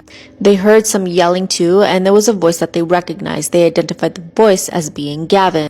And when they went out into the living room and turned on the lights, they noticed that there was blood everywhere. Immediately, police started looking for Ellie and Gavin, and they found them pretty quickly, but they were also with a third person, and that was 22-year-old Russell Jones, and he was friends with Gavin. All three of them were quickly arrested and brought into the police station, and when authorities questioned Ellie, she started telling them that her father had been incredibly abusive towards her, and that all she had done that day was that she had planned to run away and was waiting for Gavin to come pick her up. But she says that he decided to show up with a machete and just go to town on her father. But police were not buying her story. In fact, they also decided to interrogate Russell Jones, the third member, and he told them a very different story about what happened that morning. And he very quickly incriminated Gavin, saying that he was the one that beat Ellie's father with a baseball bat, and that by the time he had walked into the living room where the whole thing went down, unfortunately, her father had already passed away. And while he said that he did not participate in taking the life of her father, he said that he did help transport and move the body. Of course, authorities questioned Gavin as to why he would do something so heinous like this, and he said that it was because of all the things Ellie was telling him. Apparently, she had told him that she was a couple weeks pregnant and that her father was very abusive towards her, and that over time, the anger towards him had been building up to the point where he essentially just snapped. But then he revealed something shocking, that the entire idea had been Ellie's plan all along, telling authorities that she had told them to go into the room, take out her father, and to text her when it was done. And it was also revealed that Ellie was never pregnant to begin with. Gavin would go on to plead guilty and was sentenced to life in prison. His friend Russell was given 15 years in prison, and Ellie was then given 25 years. Truly a tragic, tragic story. Clearly the husband did it, but unfortunately they will never know for sure. Hello, true crimers. This is the case of Pam Page, Viewer discretion is advised. This case occurred in Peoria, Arizona, which is just on the outskirts of Phoenix. In the late afternoon of July 22nd, 1989, a man named Rob Page enters his home to find that his wife is no longer there, and there is a typed out letter on the ground. The letter essentially states that his wife, Pam, has left him for another woman named Sarah. And at the bottom of the letter, she signed it, Pam. Pam has never been seen since. Pamela Page was born on January 18th, 1957 in Arkansas. She grew up in a very big family. She had 7 siblings. At some point in the 70s, Pam met a man named Rob Page. The two of them hit it off and they began dating, and by 1977, they got married. By 1983, they had left Arkansas and moved to Peoria, Arizona, and they opened up a video rental store called Fast Forward Video. For the most part, their marriage seemed normal. Other than maybe a rough patch or two, they had a good marriage. Their video rental store was doing really well. It was making them a good income. In July of 1989, Pam goes to visit her family on her own in Arkansas. This is actually the last photo of her in Arkansas. She was in really good spirits. She was happy to be with her family. She told them how much she was in love with her husband, Rob. They were planning on buying a new house. They wanted to open up a second rental store. And she just seemed to be really, really good. Her family was happy to see how happy she was. But when she left, they had no idea that that was the last time they would ever see her again. According to Rob Page, on the night of July 21st, 1989, he woke up in the middle of the night and saw that Pam wasn't in bed with him. He goes downstairs and she's on the couch. She says she's not feeling really well. Her back is hurting. She'll be up in a little bit. She never went back upstairs, though. He goes downstairs around 7 o'clock in the morning. He sees Pam on the ground sorting out clothes to give to Goodwill. Pam said she still wasn't feeling well and asked if Rob could open up the rental store that morning, and he said, of course. Several hours later, Rob comes home to find that Pam is gone, and there's a note on the ground. This is the actual note. Feel free to pause and read it if you want to, if you can see it all. But apparently, this upset Rob, and he said that he was so angry that he decided not to tell anyone. But eventually, one of Pam's sisters would call Rob on July 26th, asking if she was doing okay, because when she was in Arkansas, she was also complaining about feeling really sick. And that's when Rob finally told someone in her family, oh, she's gone. She's like, what do you mean she's gone? She left me. She was now with another woman. And so her family asks if he could fax them over the letter. He does, and they find something immediately suspicious. The name Pam, which is signed at the bottom of the letter, did not look like Pam's signature. So the top one is the one that was on the letter itself.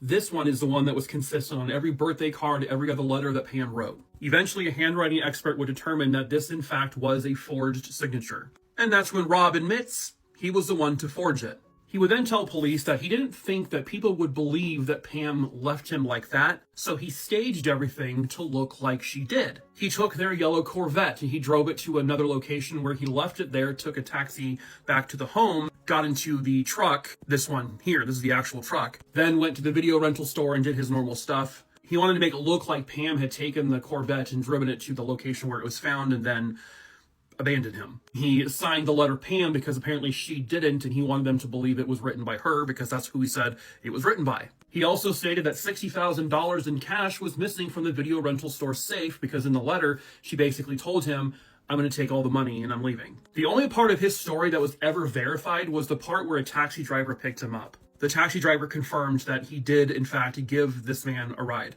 Police tried to find this woman, Sarah. The family had no idea who she was, and they never found this woman named Sarah. When confronted with the fact that now a handwriting expert has said that that signature is forged, Rob changes his story.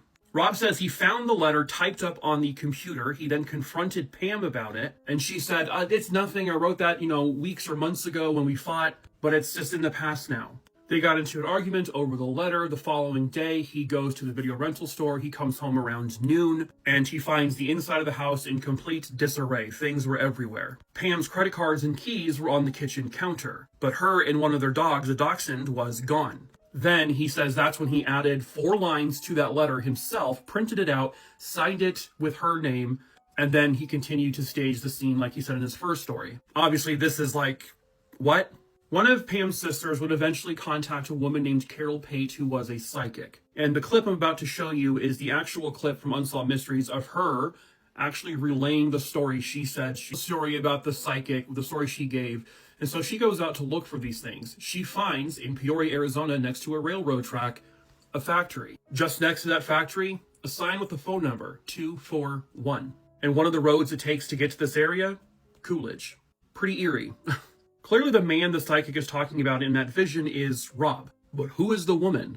No one knows. Rob has denied having anything to do with whatever happened to Pam. But Pam has never been seen by anyone. She has not made contact with anyone. She has not used her bank account. She has not used her social security number. Foul play is obvious here. And clearly, it seems to be the husband. However, they never had any evidence to formally arrest him or indict him or anything. And so if he did something to her, he got away with it. In 2009, Pam's family was informed that Rob has died. He died of cancer that they never knew he even had. And then in 2017, the police in Peoria, Arizona, write to the family and state that if Rob was alive today, we would be arresting him for the second-degree murder of Pam. But with his death, they now consider the case to be closed. But it isn't, because Pam still isn't found. If Rob won't have to face justice, at least they need to know where she is. And with his death, he stole that from them. But maybe someone somewhere out there knows where she is. Maybe this woman the psychic saw. Rob's dead now, okay? You can come forward. Even if it's anonymously, you can come forward, and you should. If you have any information on the whereabouts of Pamela Page's remains, please contact the Peoria Police Department at 623-773-8311. Do the right thing and come forward and give her family the answers they deserve. They searched for her for miles, even in other states, but she was always just across the street. Hello, true crimerers. This is the case of Maddie Clifton. Viewer discretion is advised.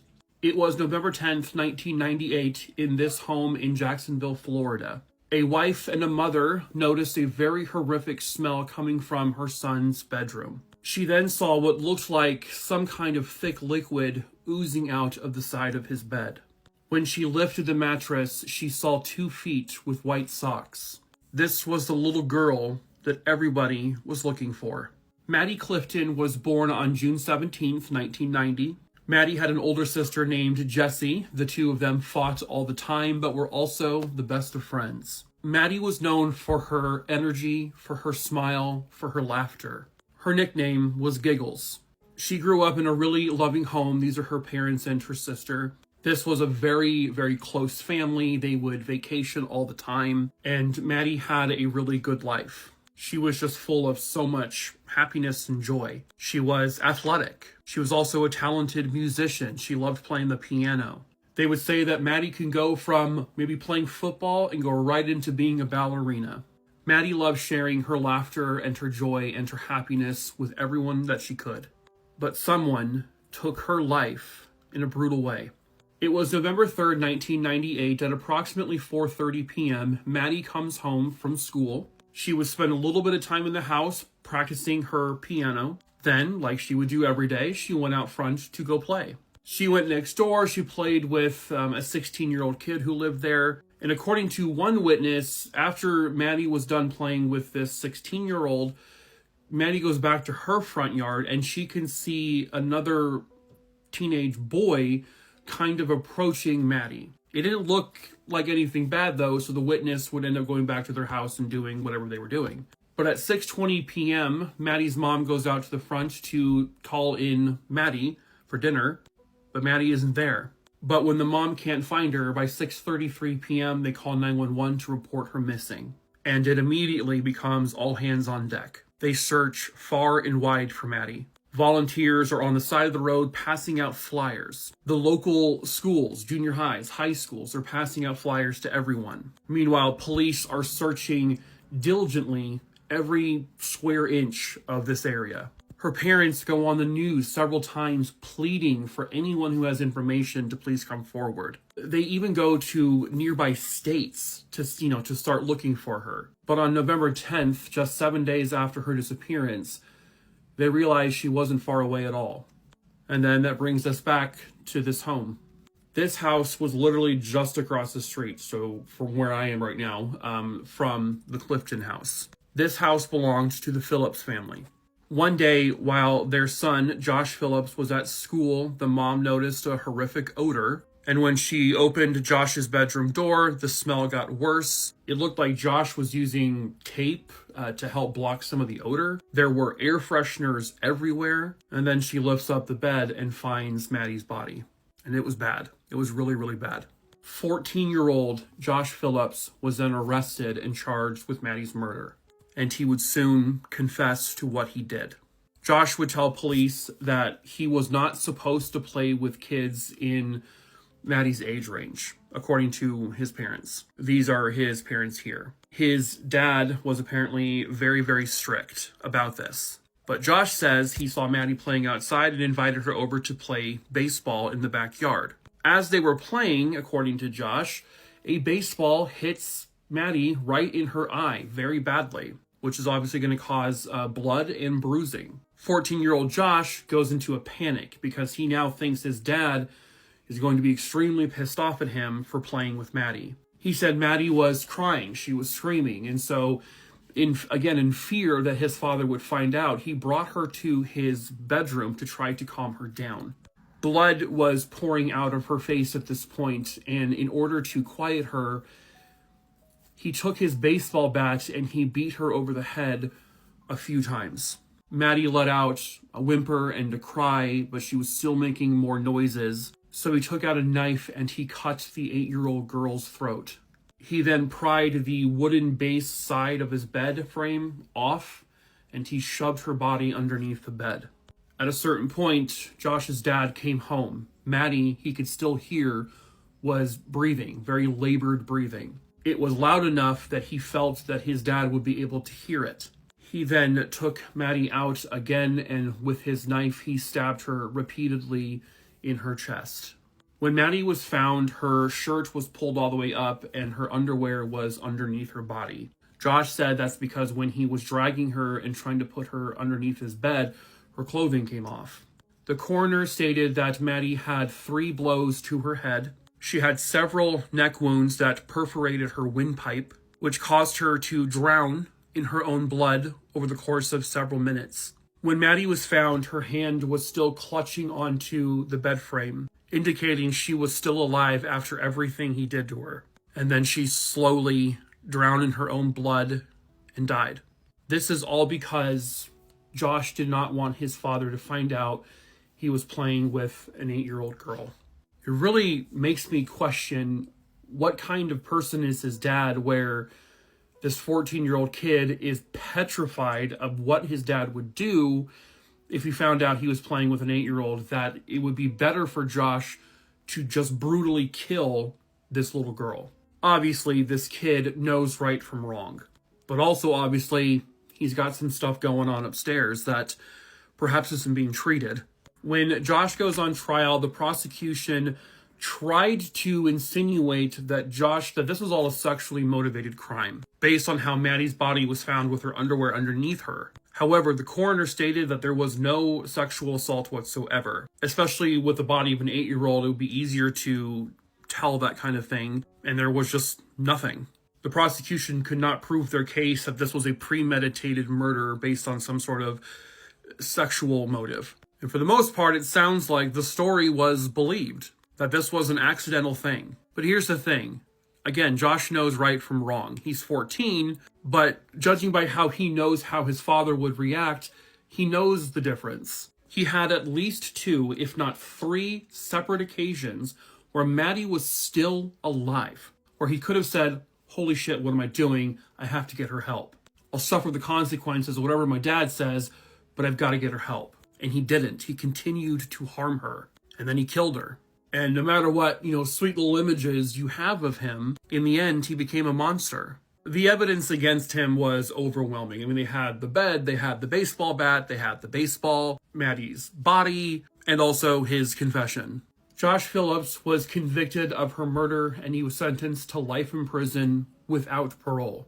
He was tried as an adult because he made adult decisions. This is the way it should be done. He, of course, has had several appeals that have always failed. And as recently as this year, 2025, Josh Phillips has tried to convince courts to re-sentence him, which means that Maddie's family has to go through this process again. But as of right now, as me filming this in December of 2025, he is still in prison forever. Hopefully that does not change. Maddie's friends and her family, her classmates, as Maddie's sister has now said as an adult, we all have to experience that pain for the rest of our lives. And so Josh Phillips should also have to experience that same pain for the rest of his. This is the best ghost photo. There are two in this ghost photo. One is obvious, one's not.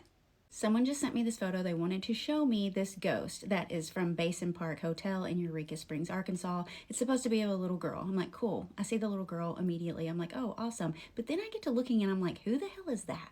There's another ghost in this photo. I'm looking at it and I'm like, that looks like a papa of some sort. He's like got overalls on. He's clearly sitting in a chair. He's holding something in his lap. And at first, I thought it looked like a, you know, not really. It looked too big to be that. I don't know. So then I'm like, let me look up this Basin Park Hotel and see what's going on with it. Before it was there was a hotel called Perry Hotel. It burned. A lot of lives were lost. That happened in 1890. And then the new hotel was built in 1905. Guess what? Ghost seen at that hotel, a little girl in a yellow dress, which you're about to see. Also a cowboy ghost. So then I'm looking at this photo and I'm like, okay, yeah, I know what's in his lap now. Also, it occurred at like room 306. I looked up, I found where room 306 is. It's here. Let me move real quick. First up, little girl ghost, yellow dress, pigtails. You see her? Cool, right? Okay, but let me show you this. You see this? Do you see this guy right here? How about now? Do you see what he's holding in his lap? A cowboy hat. Here's his face, his mustache. He's like sitting like this, holding like a stick. You can see like his knees, knee, hand holding hat. Do you see him? Like you see like his overalls are like right here. Strap, mustache, cowboy hat. He's sitting down. Little girl. Both of them. But okay, notice this. This. Now this might not be the exact hallway, but from what I looked up, it is, but I could be wrong. I don't know. I could be wrong about that, but I'm not wrong about this. Look at these. That's crazy. How are people missing this? Crescent Hotel is also in Eureka Springs, by the way. So how did we know about that but didn't know about this hotel? I'd never heard about this hotel, but if I go to Crescent, I'm going to go here as well. Don't mind me, guys. It's freezing out here, okay? But let's talk about the lady on the roof. This story has actually been told to me by my mom, like countless of times. And especially every time that, my younger sister is giving her an attitude or they have some kind of disagreement, my mom always remind my sister about the lady on the roof. And let me tell you why. When my younger sister was an infant, actually, my mom went through hell with her about this lady on the roof. You can call her whatever you want, Lugawu or witch, but that lady was determined to actually rip the roof off and take my younger sister away from my mom, as she was an infant around the time. Bear with me so I can tell you guys this story. I lived in Haiti around that time. I was pretty much a baby myself. My sister is actually 2 years younger than me, so like I was 2-3 years old actually. So I don't remember much, but like since I've got any conscious at all, my mom has always been telling us this story because it was the most horrific, the most terrorizing moment of her life. Again, she was an infant. Every single night, my mom couldn't sleep. She had to stay awake with her as the baby was crying hysterically, like something was actually hurting her. And my mom couldn't figure out what it was, but she would stay up, hold on to the baby. But every time my mom suddenly like fall asleep, close her eyes, she would immediately wake up in terror because like what she described that she saw is a ball of fire literally falling on top of the roof, rip the roof off, and then take the baby away from her. And then this went on for at least a span of like 6 months. She couldn't sleep, holding on to the baby as the baby is crying like she's in pain. No one could figure out what was going on. My dad couldn't figure out what was going on. And then he worked overnight as a taxi driver in Haiti. And so he couldn't be there for my mom because the bills had to get paid. People had to eat. Food has to be put on the table. So it wasn't until like the baby started getting really, really sick. I'm talking about my youngest sister that like, high concerns were actually rising up. Like, we need to figure out something. We need to do something to stop this. And my mom kept describing to everyone what was going on. She would hear footsteps on the roof. Every time she closed her eyes, she seen the same thing: a ball of fire fall on top of the roof, ripping it, and then take the baby with them. And my dad said enough is enough. Daytime, he went and see a friend, and then he told the friend exactly what was going on, like what the situation was. And he feared that he's gonna lose his, another baby. As you guys heard my previous stories before, I've actually lost my oldest sibling by a lugau. So my dad, took initiative to make sure that doesn't happen again. So he went to a friend. Friend knew exactly what to do. He told my dad, take this little bag, which is an ox bag. And I talked about ox bag before. This is a thing that witches, anyone that deals with like magic, any type of magic, especially black magic, they use the ox bag to actually hurt others. Either a witch or, it pretty much, it hurts them. Okay. That's pretty much the end of it.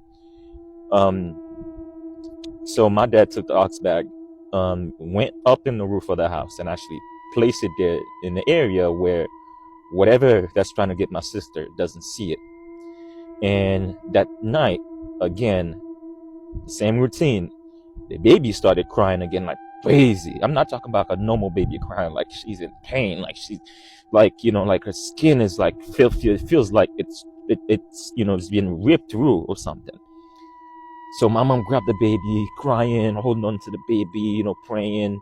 And this time she is not sleeping. She did not fall asleep. This was with her own two eyes, as she's described. As soon as she looked up, at the ceiling, it's kind of like the ceiling opened up. She could see right through what looks like a ball of fire literally coming down on her. And then she said all she said was, like she started praying, and then she covered the baby as a shield. If that ball of fire, were to actually get in the house, she would have been the victim, not the baby. And then all she heard, she said, she heard what sounded like a earthquake and a hurricane at the same time. It's like, because she felt wind on her face, heavy wind, and she felt like the house was actually shaking. And the entire time, she said, I'm sleeping, my other sister's sleeping. We're not awake at all to what was going on. And then the next thing that she heard was someone was actually in pain, like a lady screaming in pain. And then she heard boom, boom, boom, boom, boom, boom, like footsteps running around, on top of the roof. And then and she heard like what seemed like a big drop from the roof to the ground outside. And she heard someone screaming and running. And after that, everything stopped. Everything paused. And then the baby stopped crying. The baby fell asleep. My mom went to sleep. And then my dad showed up in the morning. Seems like everything's fine. Went up to the roof to check what was going on. And what he described was like footsteps, like with muds. So that means someone was definitely on top of the roof. So my mom was not going through some some delusional, situation here. What was going on was a lugau, the lady on the roof, this is how she described her. She was there and she was trying to get my sister for sure. And then guess what, guys? I don't know what's going on or if it's like part of their contract. These witches, lugau, whatever you want to call them, when they're about to go, they always confess. Maybe it's part of their contracts to do so. Maybe they just feel like guilty or they feel any type of remorse of what they've done. Think about it. Lugau in Haiti, what they actually prefer as their praise are children, little babies, infants. So I'm guessing at one point, especially on their, dying bed, like they would actually confess, and they always do. Always, they never miss. Because that lady, we ended up finding out who exactly she was, because like when she was actually about to go, she confessed. And then she confessed that like when she started getting sick, was when she went on top of my parents, house to get their baby, and then they did something to actually hurt her. New images were released of Epstein's Island, and they are something. So there's this one, faces all over the walls, masks all over the walls, and it looks like a child's dental chair. This is a better photo of what the masks on the walls look like. I don't know, I don't recognize any of these faces, but I wouldn't be surprised if they're modeled after real people. This is a whiteboard, and you can see some of the names on the whiteboard were redacted. And again, that's something else that I think is going to be very common, especially when the full files come out. There's going to be a lot of redacted information. I don't think that it's going to be super revealing, because there's this redacted photo, and then this, which is the phone from the island, in one of the offices or rooms, and it has names on the side for the speed dial, and a lot of the names are redacted on this as well. So I think that that's going to be a typical thing for majority of the photos and the information that comes out of this file release that's going to be happening.